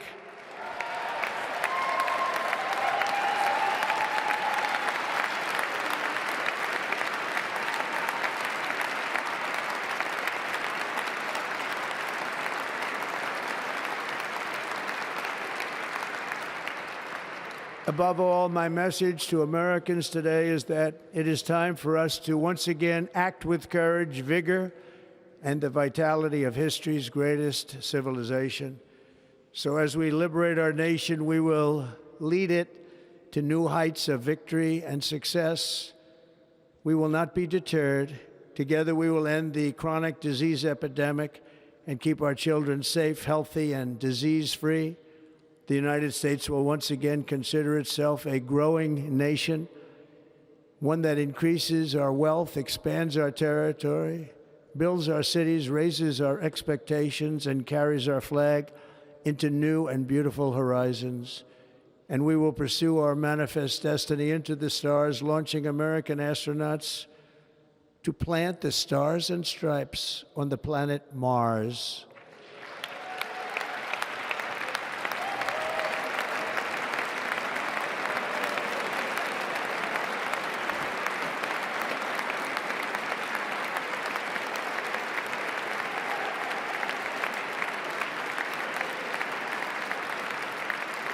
Ambition is the lifeblood of a great nation. And right now, our nation is more ambitious than any other. There's no nation like our nation. Americans are explorers, builders, innovators, entrepreneurs, and pioneers. The spirit of the frontier is written into our hearts. The call of the next great adventure resounds from within our souls. Our American ancestors turned a small group of colonies on the edge of a vast continent into a mighty republic of the most extraordinary citizens on earth. No one comes close. Americans pushed thousands of miles through a rugged land of untamed wilderness. They crossed deserts, scaled mountains, braved untold dangers, won the Wild West, ended slavery, rescued millions from tyranny, lifted billions from poverty, harnessed electricity, split the atom, launched mankind into the heavens, and put the universe of human knowledge into the palm of the human hand. If we work together, there is nothing we cannot do and no dream we cannot achieve. Many people thought it was impossible for me to stage such a historic political comeback. But as you see today, here I am. The American people have spoken.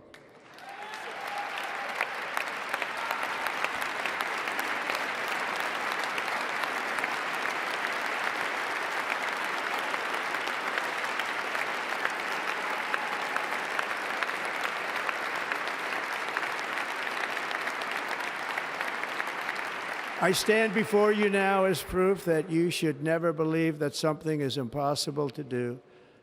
In America, the impossible is what we do best.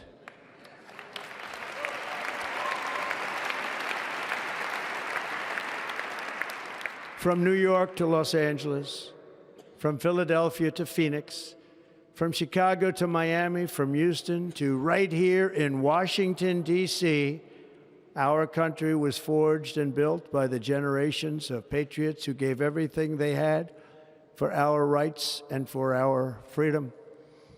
They were farmers and soldiers, cowboys and factory workers, steel workers and coal miners, police officers and pioneers who pushed onward, marched forward, and let no obstacle defeat their spirit or their pride. Together they laid down the railroads, raised up the skyscrapers, built great highways, won 2 world wars, defeated fascism and communism, and triumphed over every single challenge that they faced. After all we have been through together, we stand on the verge of the 4 greatest years in American history. With your help, we will restore America, promise, and we will rebuild the nation that we love, and we love it so much. We are one people, one family, and one glorious nation under God.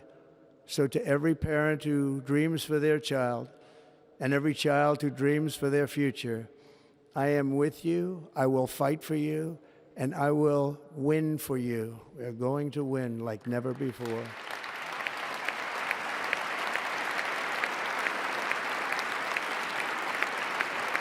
Thank you. Thank you.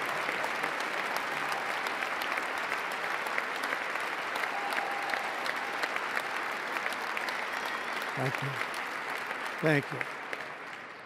In recent years, our nation has suffered greatly, but we are going to bring it back and make it great again, greater than ever before. We will be a nation like no other, full of compassion, courage, and exceptionalism. Our power will stop all wars and bring a new spirit of unity to a world that has been angry, violent, and totally unpredictable. America will be respected again and admired again, including by people of religion, faith, and goodwill, we will be prosperous, we will be proud, we will be strong, and we will win like never before.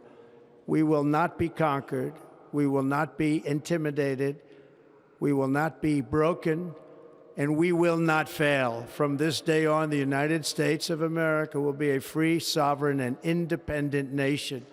We will stand bravely, we will live proudly, we will dream boldly, and nothing will stand in our way because we are Americans. The future is ours, and our golden age has just begun. Thank you. God bless America. Thank you all. Thank you.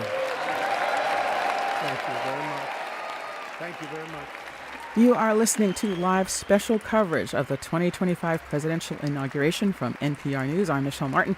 President Trump opened his address to the nation declaring the start of a golden age of America.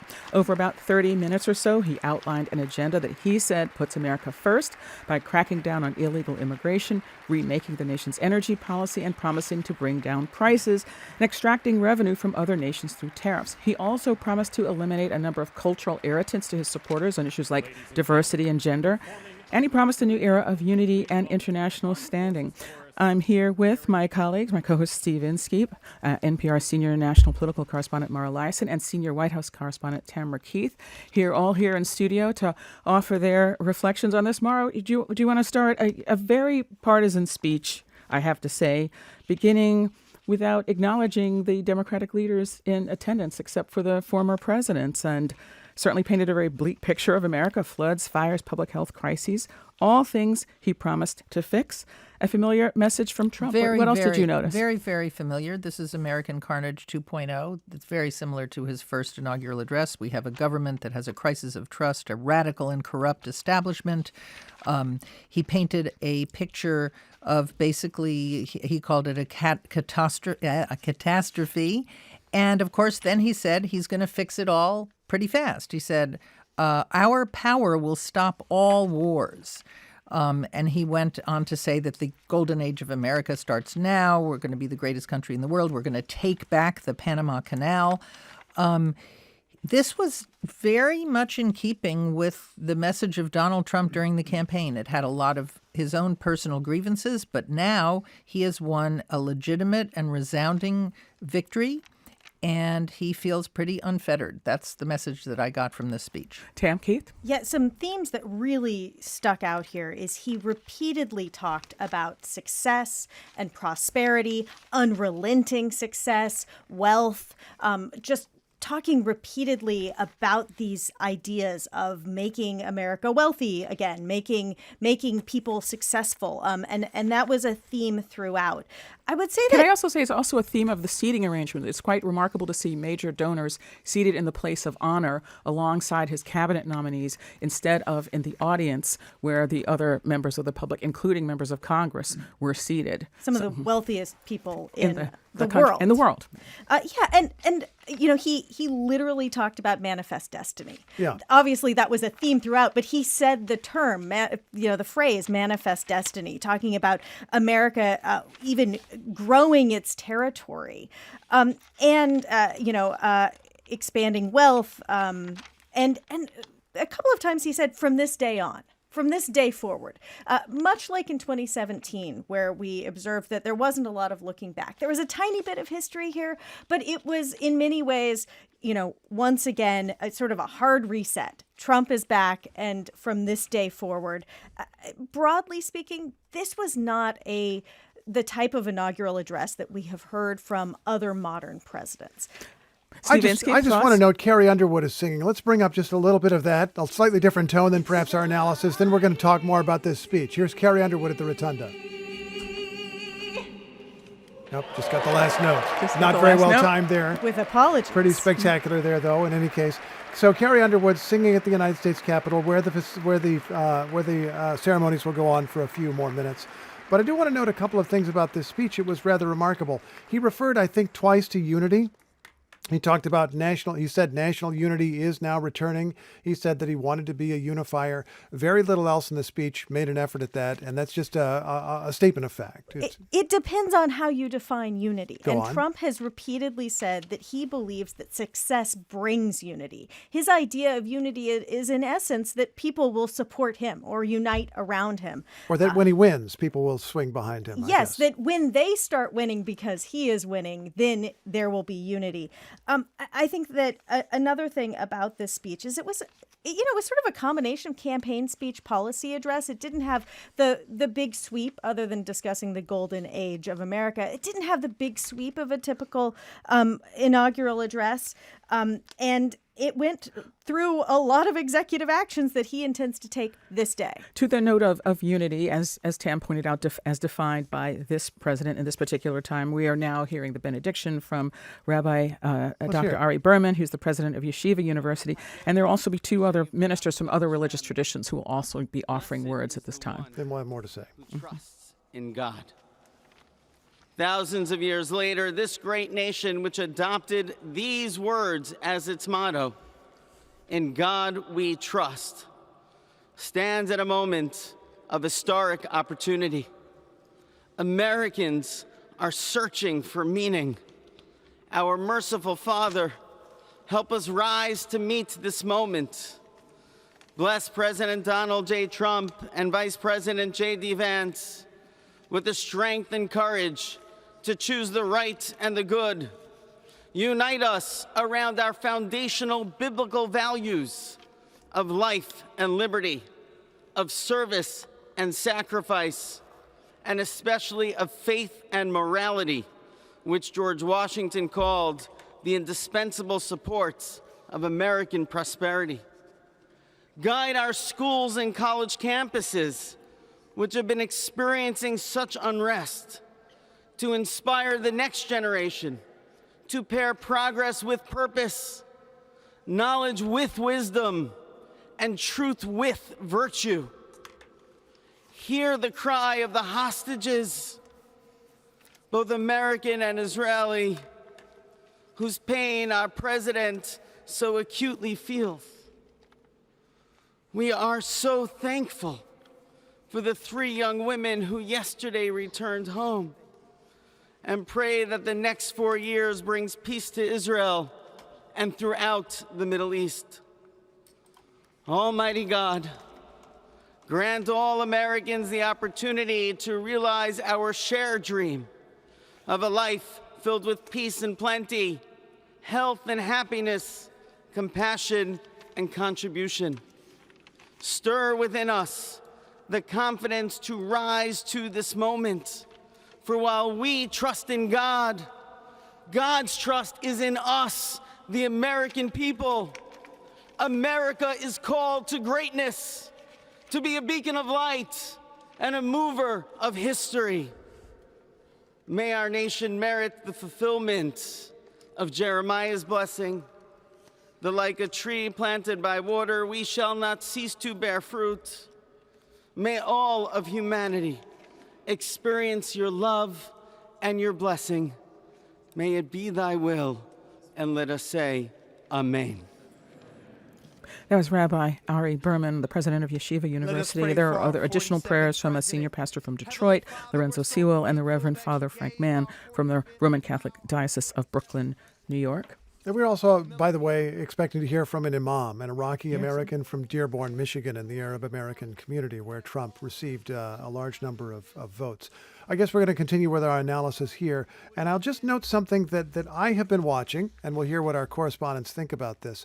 I've been watching to see how much of Trump's rhetoric or discussions becomes reality. There were a number of points in this speech that, to my memory, were rarely, if ever, mentioned during the campaign, that came up during the transition. And people wondered at first, is this a joke? Is he joking about taking Greenland? Is he joking about taking the Panama Canal? Is he joking about creating a Department of an external revenue service to collect tariffs along with the Internal Revenue Service? I don't think we heard about Greenland. But we did hear about some of the other things. I believe he said as a positive statement as president of the United States that we will take back the Panama Canal.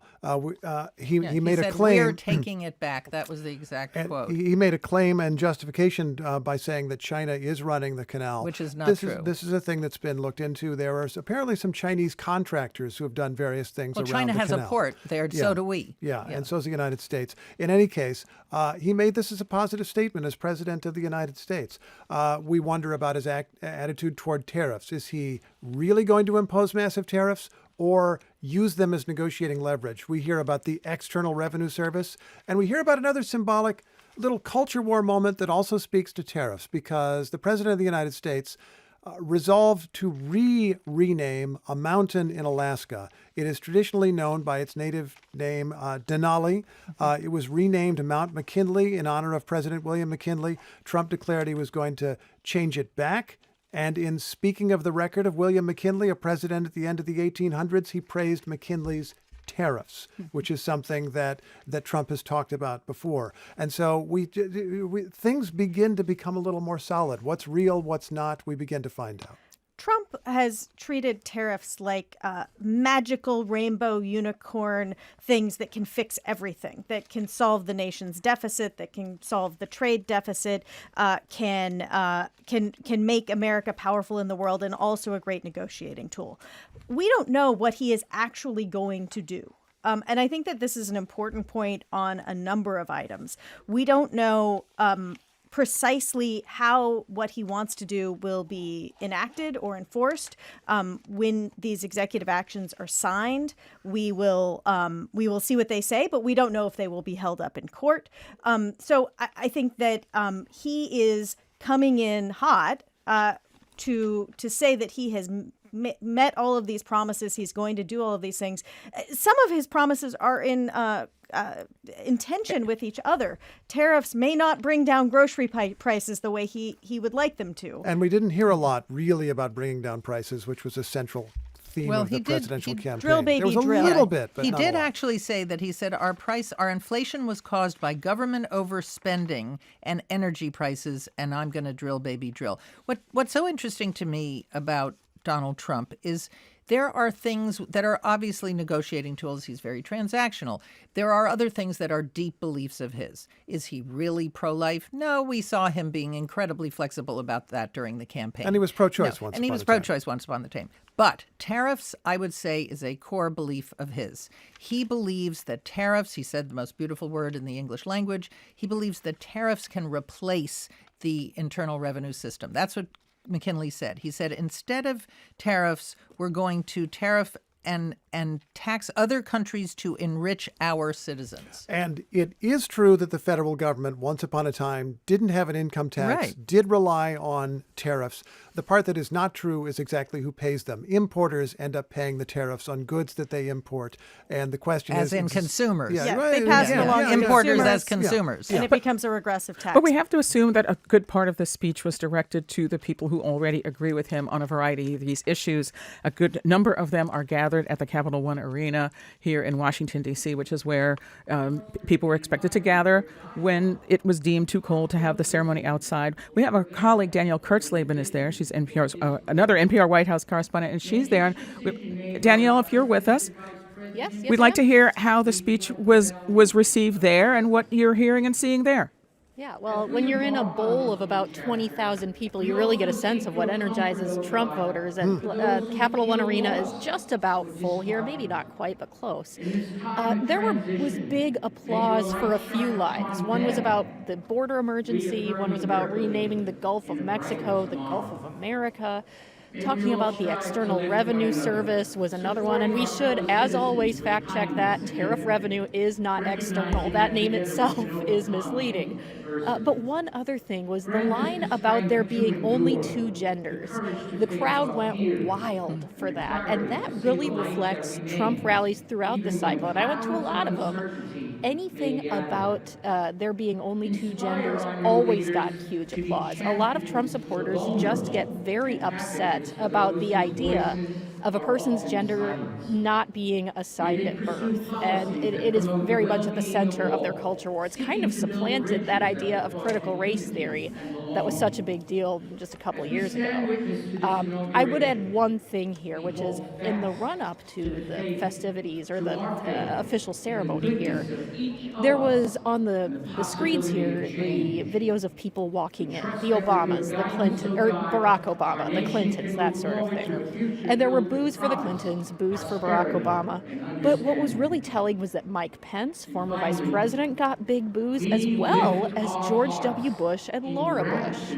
And it was really a sign to me of how changed this party is. The people here are not going to cheer for any Republican. They're going to cheer for Trump Republicans. It's Danielle Kurtzman. She is at the Capital One Arena where Trump supporters have gathered to hear the ceremony because it was moved indoors to the Capitol because it's very cold here in Washington, D.C. Tam Keith? Yes, it is very cold here in Washington, D.C.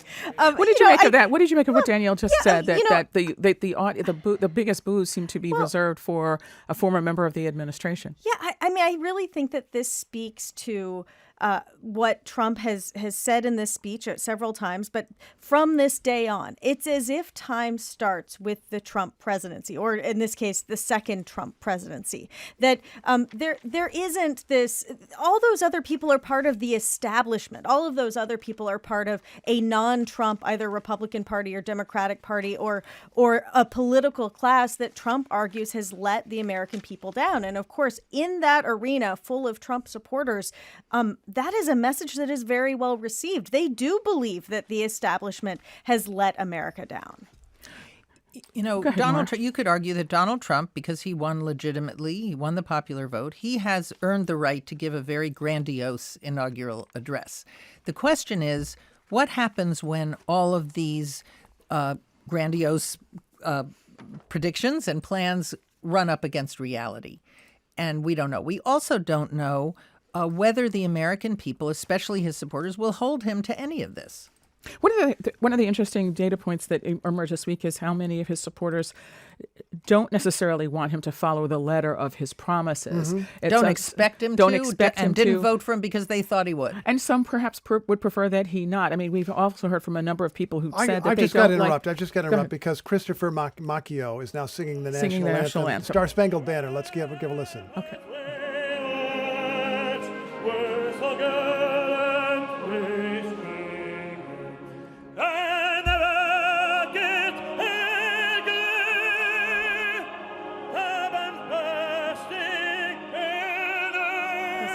Saluting.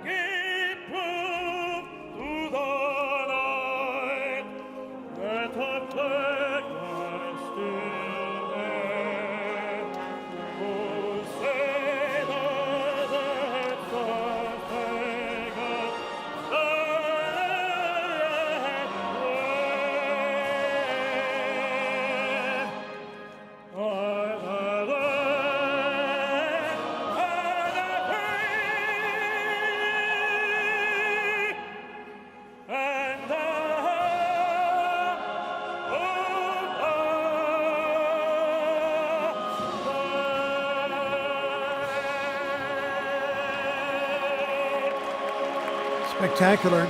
And because the key figures of the late campaign were near the singer, we were able to see their different reactions. Kamala Harris with a hand on the heart. Now former President Biden sang along. You could see his lips moving.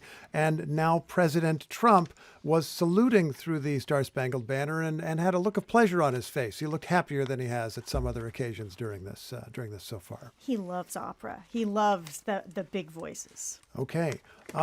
I want to bring in another guest if we are ready to do that. I just want to note before we go on that we're going to see a few other ceremonies here. People are standing, giving a standing ovation to the new president. We expect a farewell ceremony for President Biden and Vice President Harris.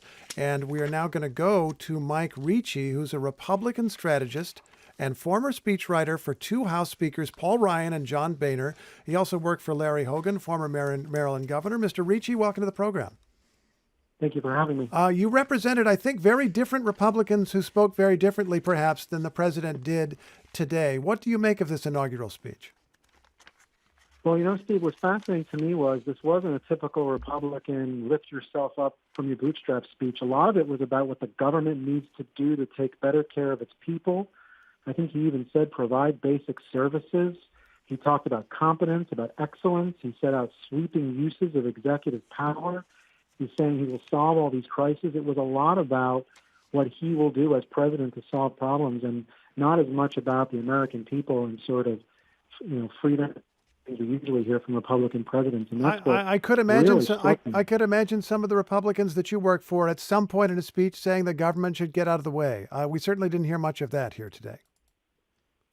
No, it was, talking about dealing with chronic diseases, making people healthier, if you think about it, this is part of what hampered the Biden presidency, promising to solve all these problems. But he very much sees himself in that sort of heroic role. And that's why it was almost like a hybrid inaugural State of the Union address. He didn't even really get into the text. The first half was very somber. It's when he was starting to announce the things he was doing and the actions he was taking that he really started to, get more vibing with his text. I want to ask, though, among Republicans, among people you talk with, when the president talks about a radical, corrupt establishment, when he talks about the idea that there was no free speech in America, I guess we should note these are deeply held beliefs for very large numbers of people, even if some people listening to that speech might have been baffled and wondered what Trump was talking about. Yeah, it's why Elon Musk is so popular with people. There's so many people out there, especially people who Republican congressmen represent, who credit Elon Musk for restoring free speech in America and the world even. They truly believe this, that he is the hero who restored this great principle of our government. So it's, some of it I think, you'll find Republicans kind of roll their eyes at, but it's what the people they represent, their base, their voters, who they're trying to turn from Trump voters into Republican voters, truly believe. And so it's very much going to continue to be the kind of, we'll see what actions come with it, but these themes are definitely here to stay. And the theme about liberation, revolution with the 250th anniversary of the country coming up, I think you'll continue to hear those themes as well.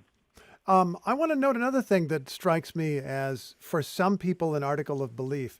I don't recall the Panama Canal coming up in the presidential campaign. Maybe it did, and I missed it. It seems to have been something that emerged after November 5th. But when Trump began talking about that, it is easy to remember people who were upset about that, going back to when he was a young man in 1979, who were unhappy with it then, didn't agree with it then. Ronald Reagan was opposed to it on his way to being elected president. Some people will find this to be a perfectly unexceptional thing to be saying, even if others are completely shocked and have no idea where it's coming from. Yeah, and these are the kinds of things that clearly maybe somebody close to him comes to him with an idea and says, this is something, you could get, you can get a lot of attention for. Obviously, it sounds good. And the kind of things, it's interesting now he announces these ideas and members of Congress race to be the first to announce that they're putting in a bill to do it, which is exactly what he wants. But I'm sure there'll be more of these. He talked about Mars, and there was I'm sure Elon loved to hear about Mars being in the inaugural address. So a lot of this, as you know, it's a lot about who is talking to Trump is where a lot of these ideas come from. In writing a speech like this, if you're thinking about an occasion like this and speaking to the whole country, I suppose a speechwriter or a public official might think about reaching out to the other side. The president did make those two references to unity, but was there any part of this speech that struck you as trying to broaden the tent, trying to expand the tent, trying to reach out to people who are not on his side? No, I think the first inaugural, even if it was lip service, he made more of an attempt at, there was no mention here of bipartisanship, obviously no sense of we are, not enemies, but friends. It was, he had one line that was more political, reaching out to Black and Hispanic voters who he was trying to obviously keep in his coalition, but not very much there for Democrats, not very much outreach. Maybe that'll happen in his first address to Congress next month or in March. But no, usually in a speech like this, obviously you want to make the appeal to unity and reach out to include Congress. But except for referencing some of them in the beginning, there was very little of that. It was very much, as has been common with Trump, especially in this iteration of him, very much a speech for the base.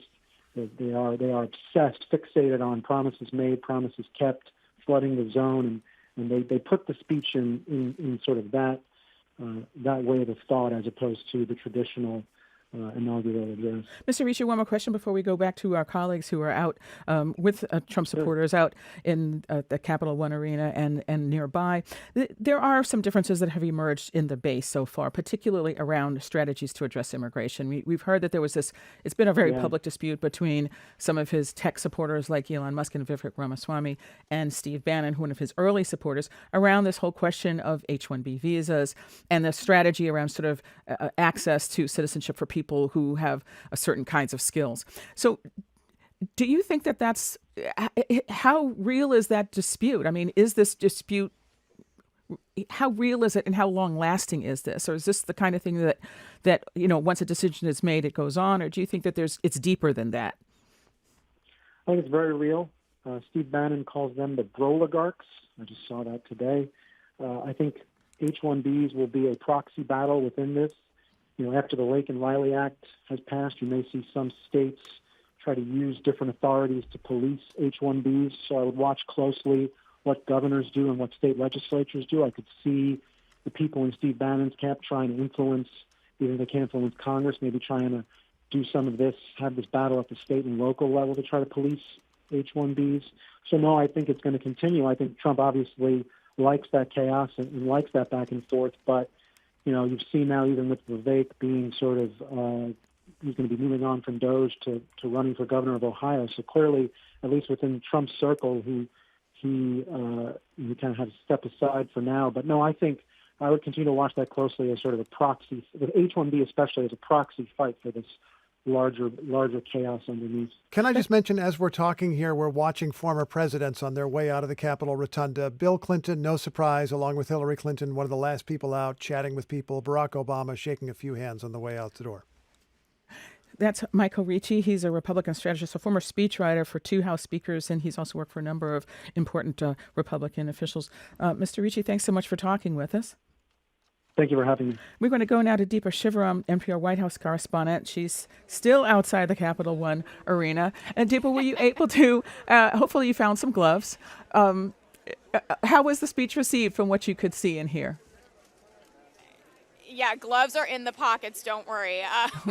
It was received really well. So there's actually a pretty large jumbo kind of screen outside the Capital One building. It's about a block from where we're standing right now. From what you can see behind me, I'm not sure how much of a visual you have, Michelle, but this is like the front entrance to get into Capital One. Just about 5 minutes ago, they started telling people to head elsewhere. Capital One is at capacity. So everyone else who is in line is headed out of here. You were saying there are people leaving the rotunda, leaving the Capitol as the ceremony ends. People here are streaming out of here as well, trying to go find some food in the downtown D.C. area.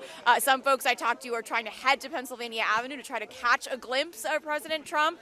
They were only able to see from that faraway screen and not really hear. So a lot of the folks out here who have been waiting for hours haven't really been able to catch much of the ceremony, at least, little bits and pieces on their phone as they live streamed. But right now, this whole situation in downtown D.C. is sort of collapsing.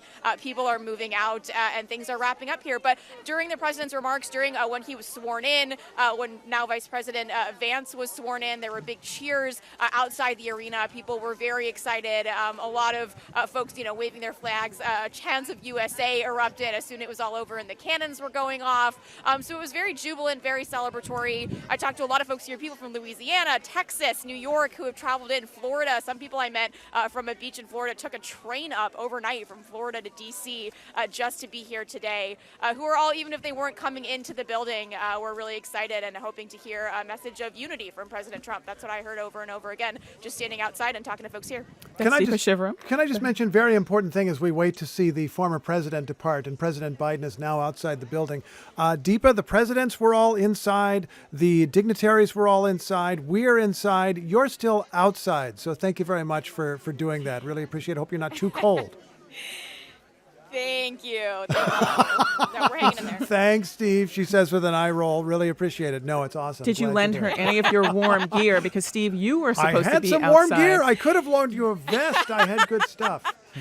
Steve, feel free to come join. Okay. I mean, there's plenty of room. You're welcome to come hang out. And we'll just mention what we're seeing here. The presidents are standing side by side with the first ladies, Trump and Biden, standing. They are on the west front of the United States Capitol now. That is the opposite side from where inaugurations are customarily held today. And I believe that would be Marine One, the helicopter, the U.S. Marine helicopter standing by, and it will carry President Biden and Jill Biden away for a final time. Final time they're likely to have a ride on that. So it's a solemn moment.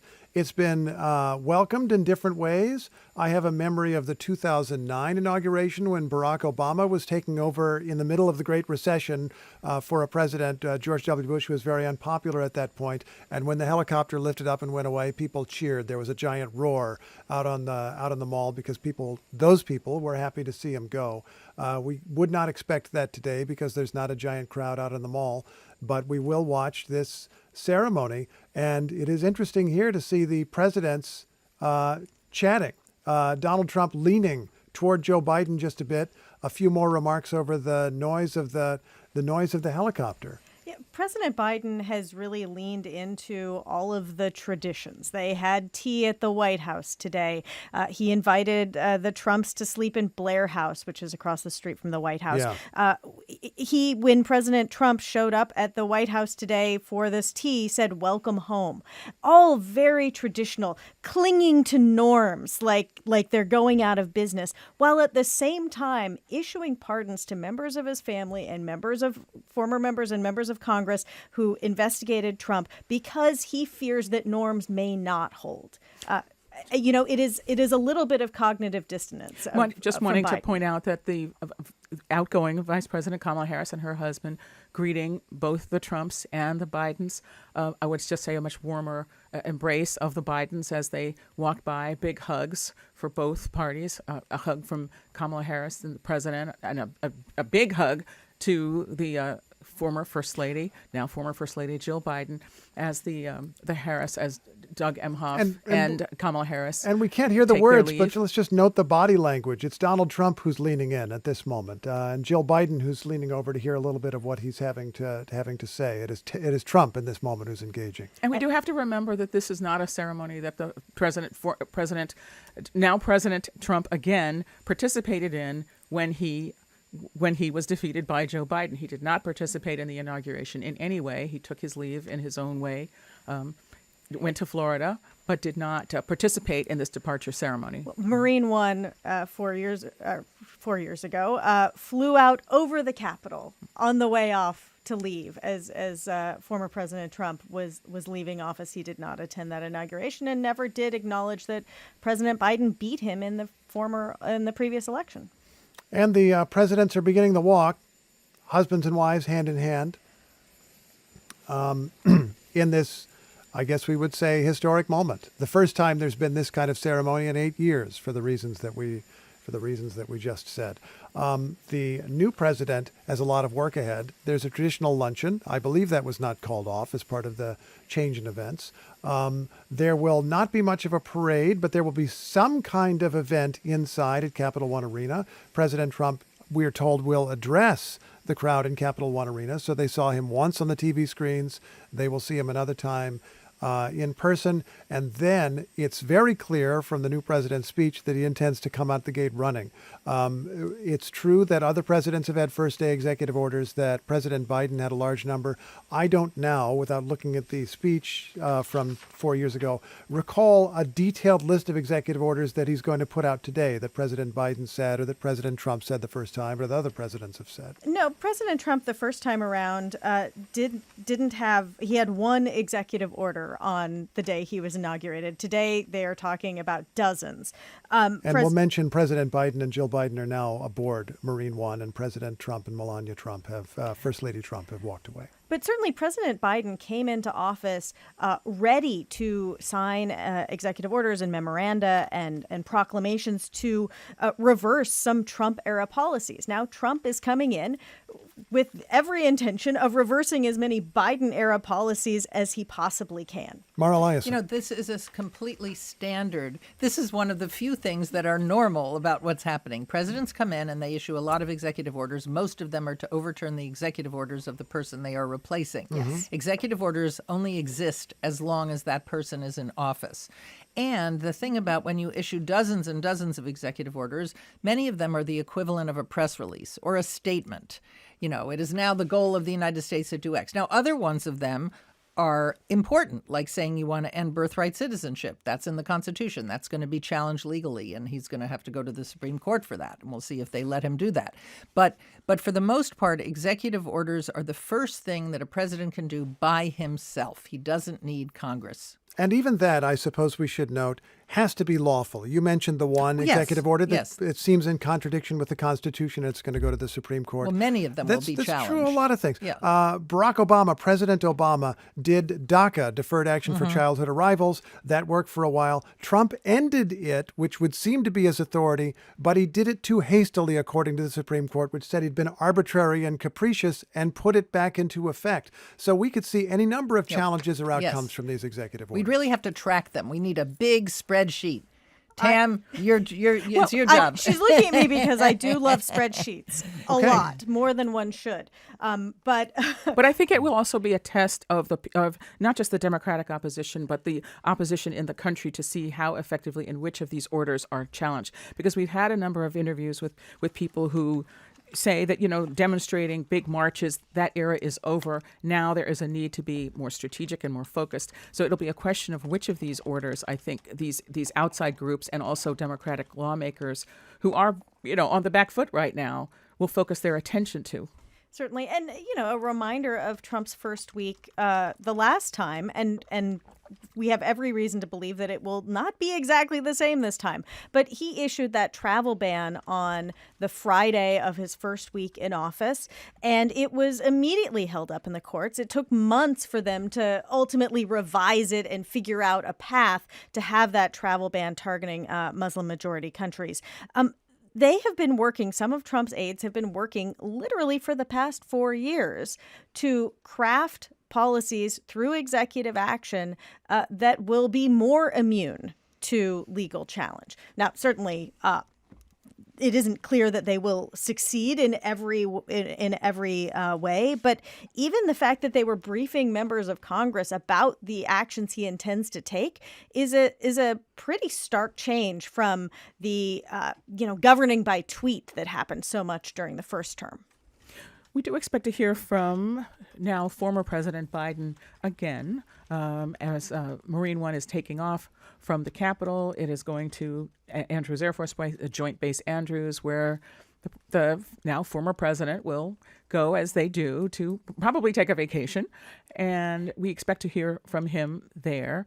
It'll be interesting to hear what message he strikes. I mean, he has attempted, I think, President Biden to strike a tone of, unity and continuity and calm throughout all this, which is, Tam, as you've been pointing out, kind of a contrast to the very intense messages that he's delivered through these pardons. He's made it very clear that he considers that his family has been abused through this political process because of him, and he has acted accordingly. It's a dramatic scene at the United States Capitol. Marine One is lifted off in front of the Capitol Dome and moves away slowly. Within, I think, a few minutes, it'll be at Andrews Air Force Base, which is outside of Washington, D.C., but just a few miles away. It takes about 10 minutes. A traditional circle, though. I mean, they do traditionally circle the Capitol so that they can take in that view one more time.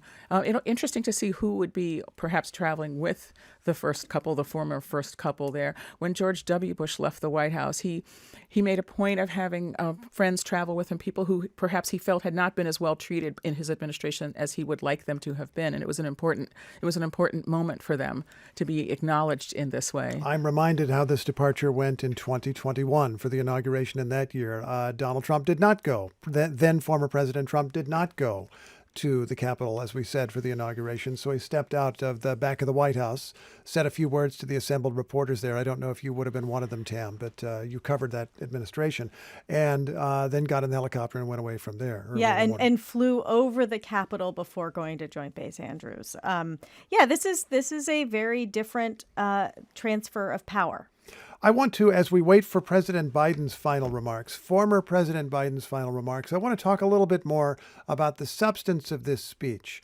I mentioned that one thing we have to watch for is how much does the administration do, how far does the administration go with some of its initiatives? We knew for sure that the new president would do something about immigration, that he would try to do a lot about immigration, but there are questions hanging in the air. Does the administration go after some, many, most, or all of the estimated 11 million people who are in the United States without legal authorization?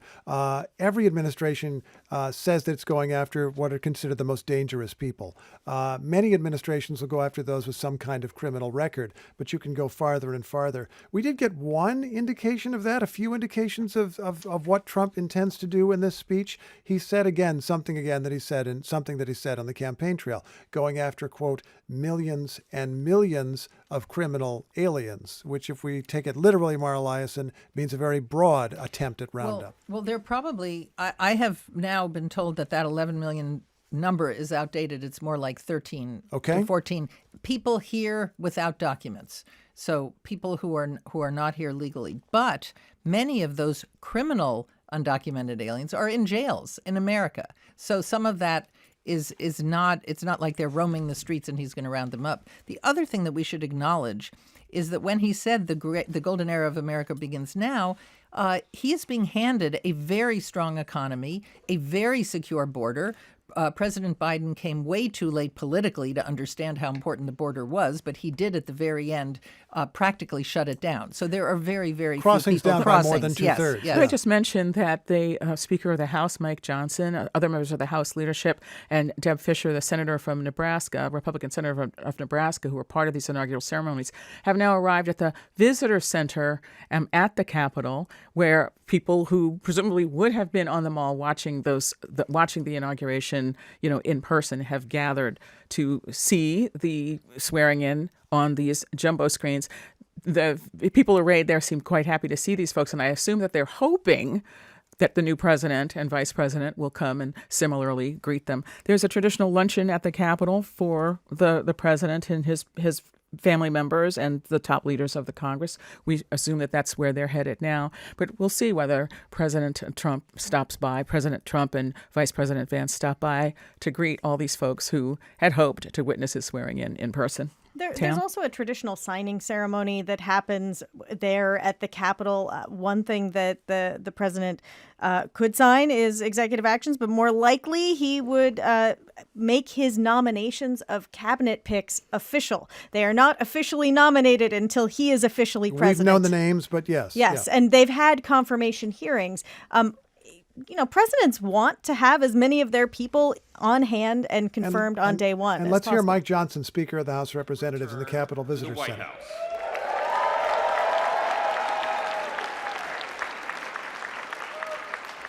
Right now, already this morning, you can feel it around the country. We certainly felt it here in the city.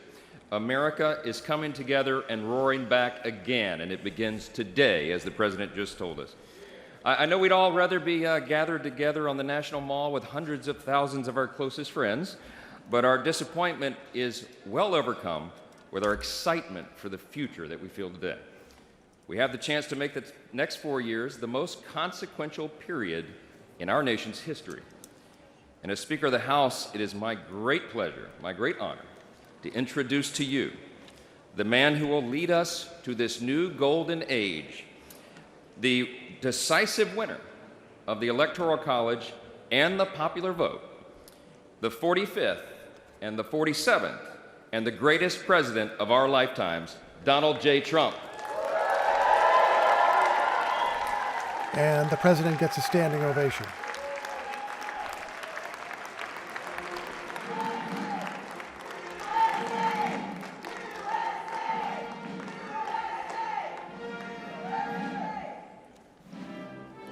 This visitor center, it's a huge space. Those of us who are following us on video rather than as well as audio will see that it's a vast space. I guess we'll just note that it's underground.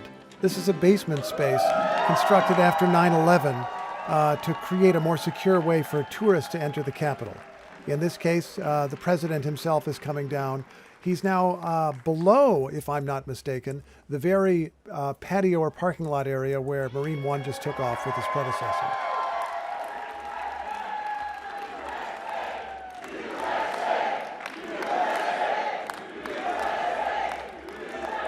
President Trump and First Lady Melania Trump, and behind them are Vice President Vance and Second Lady Usha Vance. We once again have a second lady, not a second gentleman.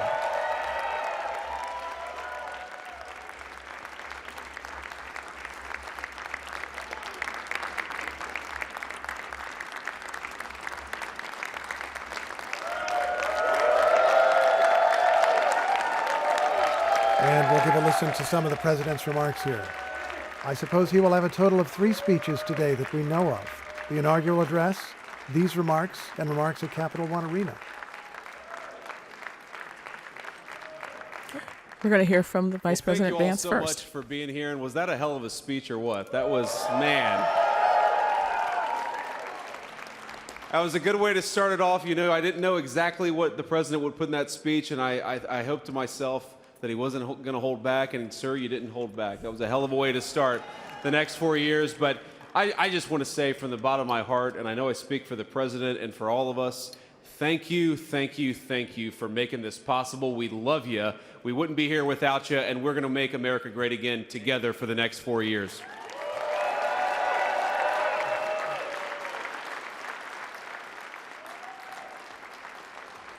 And the last thing I'll say is, you know, having stood outside for about 5 minutes to wave goodbye to the Bidens, thank God we moved that thing indoors because it was a beautiful ceremony and it was cold as hell outside. So, sir, the 45th and 47th President of the United States, Donald J. Trump. And we'll mention that Trump is going to speak at a lectern in front of a giant stone statue of freedom. I said, oh, look at this beautiful sunny day. We blew it. And then I went outside and we were freezing. You would have been very unhappy. The sun was very deceptive, I will tell you. It is cold out. And I'm sort of saying, you know, that was so beautiful today. Maybe they should do it there every 4 years. Does that make sense? I don't know. Because, you know, the outdoor thing is really good, but it gets a little cold around this time of the year, as some people have noticed. And a lot of times they suffer through it.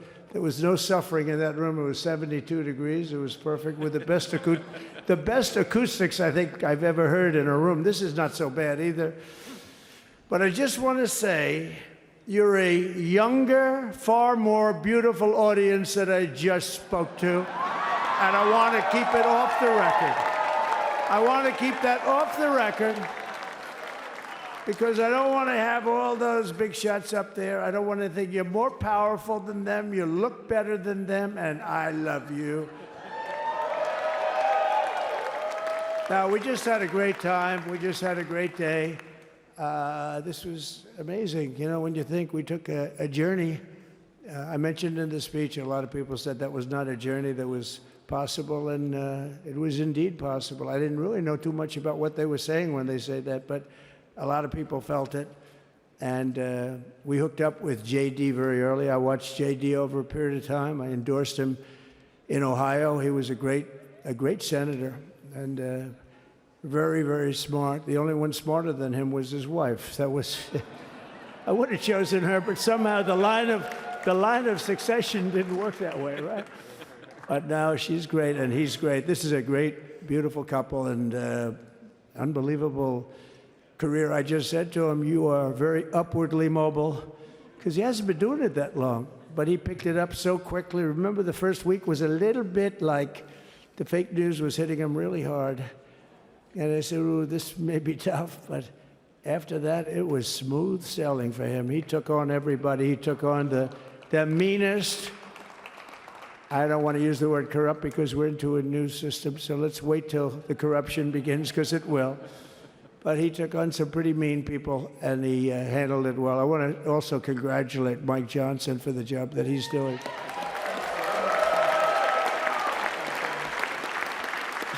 Steve, we gave him a majority of almost nothing, and then I said to make it tougher on him, let me take 2 or 3 of the people, right?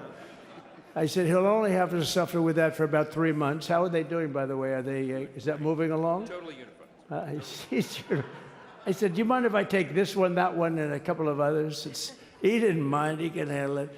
No, he's a man that's liked by everybody. I've never met a man like this. You've got how many is it, 219 or 220 or something? 220. And of the 220, 219 really like him. I noticed he got one negative vote once about 2 weeks ago. But I think even 220 like him, if you want to know the truth. And that's very unusual. I know a lot of nice guys in Congress, and they have 35 people that hate them. So if you have 35 people that hate you and you only have 1 or 2 or 3 votes, you'll have 5, I think. But that's going to be like, the good news is when we get to that 5 number, it's going to feel like a massive majority.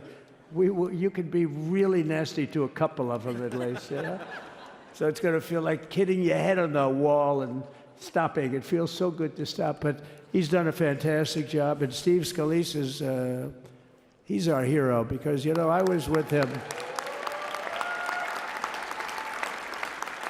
You talk about being shot. I was with him. He got some bad ones, and his incredible wife, and she really loves him. You never know about that. I've been with other people. They were doing poorly, and the wife is like looking at her watch. She can't get out of the hospital fast enough. We're listening to some improvised remarks by the new president, President Donald J. Trump, inside the U.S. Capitol Visitor Center, standing in front of a giant statue of freedom and chatting in front of many fans with House Speaker Mike Johnson and new Vice President J.D. Vance. I want to talk a little bit more about the substance of what the new president has said today as we wait to hear one other event, which is the final departure of President Biden from the Washington, D.C. area. We were talking earlier about immigration, Mara Eliason and Tamara Keith, and there is another thing that President Trump said that is not surprising, but nevertheless is a heavy lift. He said, we will remain in Mexico, which effectively is saying we will go to Mexico. We will cause Mexico to become the waiting place for thousands, hundreds of thousands, even more asylum seekers who come to the United States. Wasn't this a difficult diplomatic lift the first time they did it in the first Trump administration? Yes, and of course, Mexico has to agree to that. And he has threatened to put big tariffs on Mexico. He's threatened to go after the cartels with U.S. military power. So Claudia Sheinbaum, who is the new leader of Mexico, has reacted to Trump very differently than some other world leaders. She's been extremely tough. She said, oh, you're going to put tariffs on us? Well, we'll do the same to you. And it'll be really interesting how Remain in Mexico figures into the bigger negotiations around tariffs. And we should note that the Biden administration, as Mara said, got to it late, but really has slowed immigration to a trickle. And part of the way the Biden immigration policy had been working is that people were supposed to either stay in their home country or remain in Mexico and apply through an app and get an appointment to come in and ask for asylum rather than just reporting to the U.S. border. So in some ways, the Biden policy in the end ultimately ended up mirroring some of the Trump policies, though Trump intends to go further. Mara. And he did say today that he's going to end the asylum program. So what are you remaining in Mexico for? I mean, there's really no reason. If there's no asylum program, don't forget, a lot of the immigration that Trump is reacting to is not illegal immigration. It's legal immigration. People come, they ask for asylum, they get a ticket, to wait for their hearing, and they are in the United States, acknowledged by the United States government. That's not illegal. They're not sneaking over the border. And that's one of the questions that has to be answered in the months and years ahead. This is an immigration system that almost nobody thinks works properly, that the Democrats who tried to operate it felt had serious defects. They would tell you, when you talked with people at the Department of Homeland Security, that if somebody got one foot on U.S. soil, it was difficult to tell them just to leave, even if they didn't have a very good case to stay. There'd be a long, long court process. Trump wants to short-circuit that by ending that program or by leaving people short of the border. But you have to do that within the confines of the law, which is extraordinarily complex and extraordinarily frustrating when it comes to U.S. immigration law. Well, also important to remember that a framework to address this asylum crisis, not so much as Mara pointed out, an illegal immigration crisis, as an asylum crisis, because the fact is everybody acknowledges the system is overwhelmed. A bipartisan working group developed a framework to address this problem. And I know that both members of Congress deny that this is the case, but it is also true that now President Trump objected to the terms, and that deal was scuttled even after members of both parties worked on it for months. And that bill that he pulled the rug out from under was much more conservative than the last bill that was presented to him during his administration, which was also scuttled by him and Steve Miller in the White House. And that bill had a path to citizenship for the Dreamers. The one that you're talking about this year didn't even have that. In other words, Democrats were willing to make huge concessions and drop the Dreamers basically are people who were brought here as very young children by their parents. But and they have maybe no in their legal 40s status. now. Yeah, could be. So this is the outlines of a comprehensive immigration bill have been on the table for decades. And the only thing that's been lacking is political will and who is willing to let the other guy share credit. And I'll just mention President Biden has gotten off Marine One at Andrews Air Force Base. He's smiling. He had the sunglasses on for a bit, the famous aviator sunglasses. Has now taken them off again as he's come into some shelter. He's saying hello to some people, saying hello to supporters who are holding up their phones for one last glimpse of the former president in Washington, D.C. We're expecting perhaps in the next few moments a remark or two from the former president. Here we go. Oh, thought we heard it there for a moment, but perhaps we've lost the audio again. No, I think he's greeting his supporters. This is also sort of a tradition where Yes. your supporters and people who have worked with you come out to say goodbye. Presumably some of these people will continue to have a relationship with the president-elect. He'll certainly, maybe he'll write a book. He'll give speeches, perhaps. And he's walking to the lectern now. With Air Force One in the background, yes. Jill Biden is standing beside him on the stage.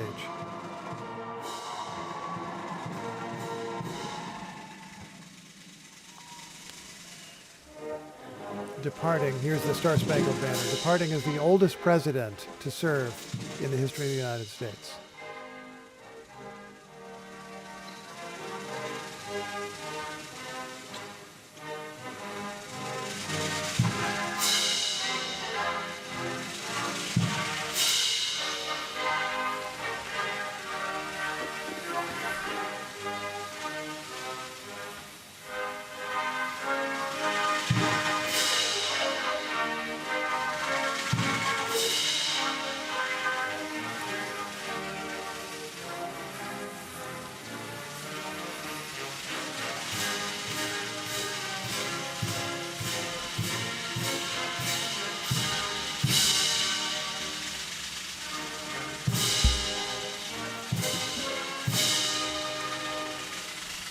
We're waiting to hear remarks from now former President Biden. He's at Joint Base Andrews, awaiting his departure, giving a gesture of affirmation to the band, which has just acknowledged his arrival. And we'll note a detail. Natalie Winston noticed the presidential seal is no longer on his lectern. I came to thank you. You know,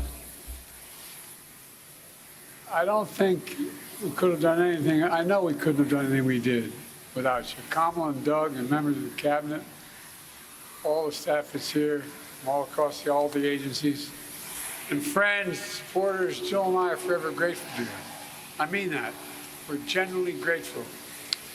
As you heard me say before, no president gets to choose the moment they enter history, but they get to choose the team they enter history with. And we chose the best damn team in the world. You are. No, it's because of you. I mean this sincere from the bottom of my heart. Because of you, we got so much done for all Americans. I look down there, my Secretary of State, Tony Blinken, exceeded only by his wife who worked in reverse. But look, I only hope to look back on these years. I hope you look back on them with the same pride I have of all you've done. You know, I'm proud of is that you did it upholding the core values of honesty, decency, and integrity. I mean, no scandal. I mean, it's incredible what you did. And you represent the best of who we are as Americans. That's not a joke. That's real. And while we relied on your ideas and resolve and counsel, we also relied on your families. To all your families, thank you for the sacrifices you made. I mean it. And for being part of this journey. Every day, I'm deeply moved by all we all did for this country. I really mean it. History's going to mark down just what you did. But the point I want to make today is to make clear in my farewell address, as we all do have we have a lot more to do. We heard the inaugural address today. We got a lot more to do.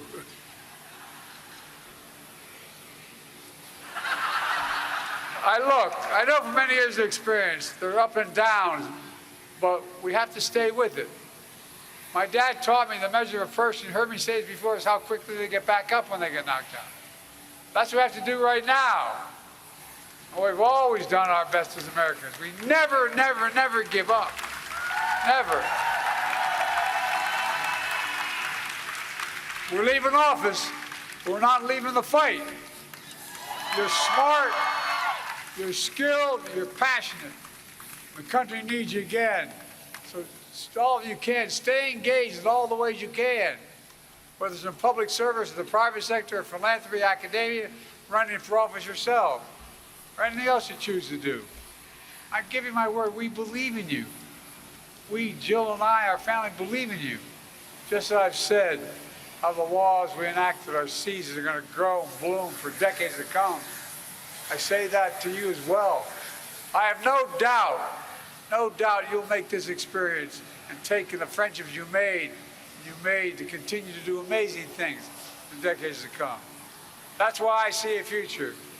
All of it leading the way by you all. So take some time to decompress, reconnect with your friends, spend more time with your family, but most of all, take care of yourselves and each other. I mean it. Let me close where I began, with my sincere gratitude. And I really mean it from the bottom of my heart. I've been doing this for 50 years with the best group of people. Hard to say. It's been the honor of my life to serve as your president. And I tell you what, the greater honor is being able to serve with all of you. You're incredible. You really are. You really are. Mark my words. History's going to judge what you've done as one of the most significant contributions that's been made by all of America. Look, folks, let me close with that poem you heard me quote before. Seamus Heaney wrote, "Once in a lifetime, the longed-for tidal wave of justice will rise up in hope and mystery rhyme. You made it rhyme louder than it's rhymed in a long time." I really mean it. We're on the cusp of real change, so let's make hope and history rhyme. I love you all. I'm keeping you too long, but thank you, thank you, thank you, thank you, thank you. Bottom of our heart, thank you. Thank you. Can I go off this way? President Biden asking for directions on his way off the stage as staff members, loyalists chant. And Tamara Keith may be the most memorable line there. In a heartfelt goodbye to staff was when he referred to the inaugural address that he had just listened to, said we have a lot more to do, and I believe he crossed himself, did he not? Which is a thing he does when he's saying something just a little bit naughty, and it is something that he does. This speech also included a quote of an Irish poet, which means it is officially a Joe Biden speech. Doesn't he often quote that very poet? This very poet, Seamus Heaney, talking about hope and history rhyming. And he also said it has been the honor of his life to serve as your president. And we should just notice there's a kind of a split screen here because President Trump has continued speaking at the U.S. Capitol, even as former President Biden said his goodbye. Let's see if we can hear one more time from our colleague Danielle Kurtzleben, NPR White House correspondent, who's inside the Capital One arena. Danielle, and I don't know if you've been able to listen to now President Trump's remarks. He's still at the Capitol building in the Visitor Center talking to the overflow crowd there. As we broke away to go to former President Biden to hear his remarks, we understand that President Trump's remarks took a bit of a turn to disparaging the previous administration and to reciting the grievances that we all know so well. So Danielle, what can you tell us? Yeah, Yeah, I mean, I was listening back and forth to Biden and Trump. What I can tell you is that the crowd, which was locked in for his inaugural address, has kind of lost interest. They're, I think, just they haven't started filing out by any means, but I get the sense that everybody's just sitting, waiting for the man himself to arrive and to, go crazy, presumably, once he does arrive. What were some of the themes of his remarks at the Capitol building as we broke away to hear former President Biden take his leave of his supporters and thank them one more time? Well, he was once again talking about the criminal cases against him. He was talking about the January 6th committee, saying some things that are not true or that we do not know to be true about how they operated. So, yes, like you had said, a long list of grievances. Tam Keith? Yeah, I mean, in some ways, this is Trump off the cuff. These are the sort of remarks that he would give at a rally where he just sort of goes off on what is on his mind. And especially when he is surrounded by people who support him, he feels comfortable to do that. This is the sort of like, what I'm thinking speech versus the prepared remarks of that inaugural address, though there is a lot of overlap. It's the acoustic set instead of the the typical or the more formal inauguration address, maybe. Okay, thanks very much, Danielle Kurtzleben. Really appreciate your efforts today, and we'll continue listening for your reporting. In the minutes we have left before we resume our regular programming, I want to hear the insights of the two correspondents we have in the studio here today, because Tam and Mara, you've covered this president during his previous administration. You've covered the president who just left. And let's try to get some summary thoughts if we can. And Tam, maybe you'd like to start with President Biden, who is shortly to be, we presume, or a rather short airplane ride to Delaware from here. My understanding is that he is headed off to vacation. Vacation. Got it. So as one deserves after years in office. He leaves office as the oldest president to ever serve. He will then be replaced by the oldest president to ever serve. Trump will ultimately end up being older than Biden was in office. And Biden, he is someone who has a lot of pride and a lot of swagger and hung on, argued by many people who care about him and support him, hung on longer than he should have, felt that he could win a rematch with Trump. And that only he could win, and that he could win.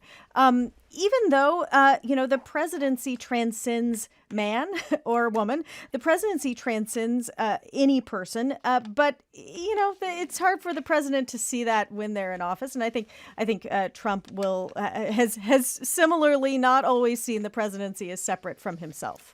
That's a good point to pick up with Mara Eliason. Mara, I know that you think a lot and study a lot. The American institutions through which any president is supposed to work and within which any president is supposed to work. We have a president who has defined those institutions as fundamentally corrupt, who has promised dramatic change and immediate change. Yeah. What is some way to think about the health of the various democratic institutions as he finds them in this second administration? Well, I would say that the rule of law, which is the most fundamental democratic institution, is hanging by a thread. Donald Trump is a stress test on democratic institutions, and they came through his first term battered and bruised, and we don't know what they're going to be like after a second term when he uses them for his own revenge and retribution. And I'll stop you for a second to say that's not even a critical remark. Steve Bannon, one of his biggest supporters, likes to use the phrase blunt force trauma. Yeah. That's how he sees Trump delivering a blow to American institutions. And this is very personal. These are the institutions and the agencies of government, whether it's the Department of Justice or the CIA or the FBI. They went after him. He presented a tremendous stress test because on the one hand, he did things that were arguably unconstitutional and illegal, and he put the justice system in a terrible position. You don't investigate him, then he's above the rule of law. That undermines democracy. You do go after him, and then you leave yourself open to the charge that President Biden's Justice Department is prosecuting his own political rival, just like in banana republics. So that was a terrible position for the Department of Justice to be in. But I do think that he has set the bar very, very high, partly because he's now a legitimate president. He won the popular vote, but also because he has made these incredibly grandiose, lofty goals, and he has promised a lot. So the question is, will he be able to do it? And will the American people care whether he does or not? Well, one other thing is how he addresses all the things that define the end of his tenure first time, which was the attack on the Capitol, where he is now. Right. He's been talking about this. We hear from our colleagues that as we cut away to hear from former President Biden, he's talking about the attack on the Capitol, this is how he's talking about it. He said, I was going to talk about the J6 hostages, but you'll be happy because it's action, not words that count, and you're going to see a lot of action on the J6 hostages. And I note here he's calling them hostages, not prisoners, not convicted people. Accept who they are. Right. He doesn't accept the fact that a jury of their peers and judges, many of whom he rendered a appointed, judgment, many of whom he appointed, have found these people guilty of crimes, many of them violent. Many of which we saw in real time. time. And we saw on tape, police officers brutally attacked. But he doesn't accept that. That in and of itself undermines a democratic institution. So I think if his goal is to radically remake government in a more authoritarian style, he's off to a very good start. I will note that there was one mention of the rule of law, one specific mention of the rule of law in the inaugural address. The president said, "We will not forget our Constitution," in a phrase of other things that we will not forget, including our God, he said. Although he did not precisely say we will follow the Constitution. And we should note that this ends up being an argument about interpretation. It seems pretty clear to us that the 14th Amendment ensures birthright citizenship. The new president appears likely to focus on a particular phrase in the 14th Amendment and say, if you think really hard about that phrase, it gives you room. Well, and lawyers will be fighting but that then it becomes the question of what the Supreme Court has to say, and the question of whether people obey the Supreme Court, which seems to be something that is on John Roberts' mind. Now, recently. that is a very, very interesting question. J.D. Vance has famously quoted Andrew Jackson, who might or might not have said this, which is the Supreme Court justice has made his ruling. Now let's see him enforce it. He did say something a little similar. Yeah, but go on. You've written the book. But that is the big question. Will President Trump abide by Supreme Court orders, or will he defy the court? The court does not have a sheriff's department to enforce their rulings. Well, I just want to mention that whatever happens, I, as a citizen, am glad that you guys are going to be around to tell me what the heck is going on. NPR's Mara Eliason, NPR's Tamara Keith, Deepa Shivaram out in the cold, Danielle Kurtzleben, and a lot of other NPR correspondents will be on hand in the months to come. And I have no idea what's going to happen, but we'll be here to tell you and to give you our best analysis and understanding day by day.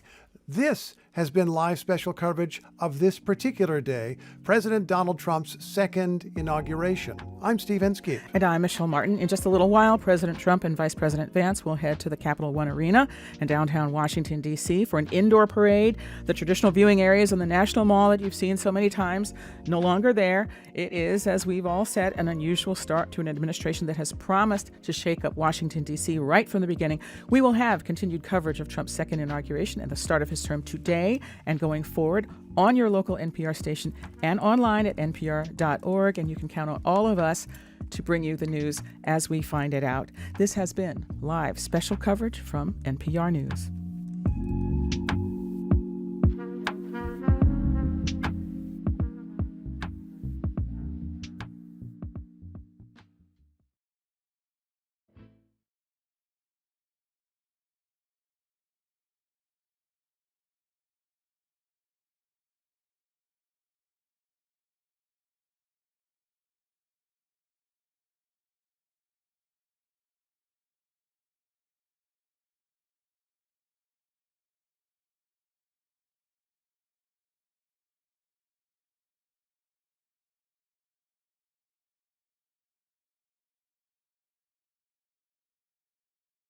After day one, they announced Trump, and Trump went to number one and stayed there for the whole primary. And then we took on Hillary. She didn't look too happy today. We took on Hillary, a very nice person, but we took on Hillary and we defeated Hillary. And then we did much better the second time in 2020. We got millions more votes. We got millions, like 10, 12 million more votes than we did the first time. No president has ever gotten that many more votes. I got like 9 million more than anybody else had ever gotten. And they said we lost. And because of that, I said to Melania, what do you think? And she said, "You want to do this again?" And had we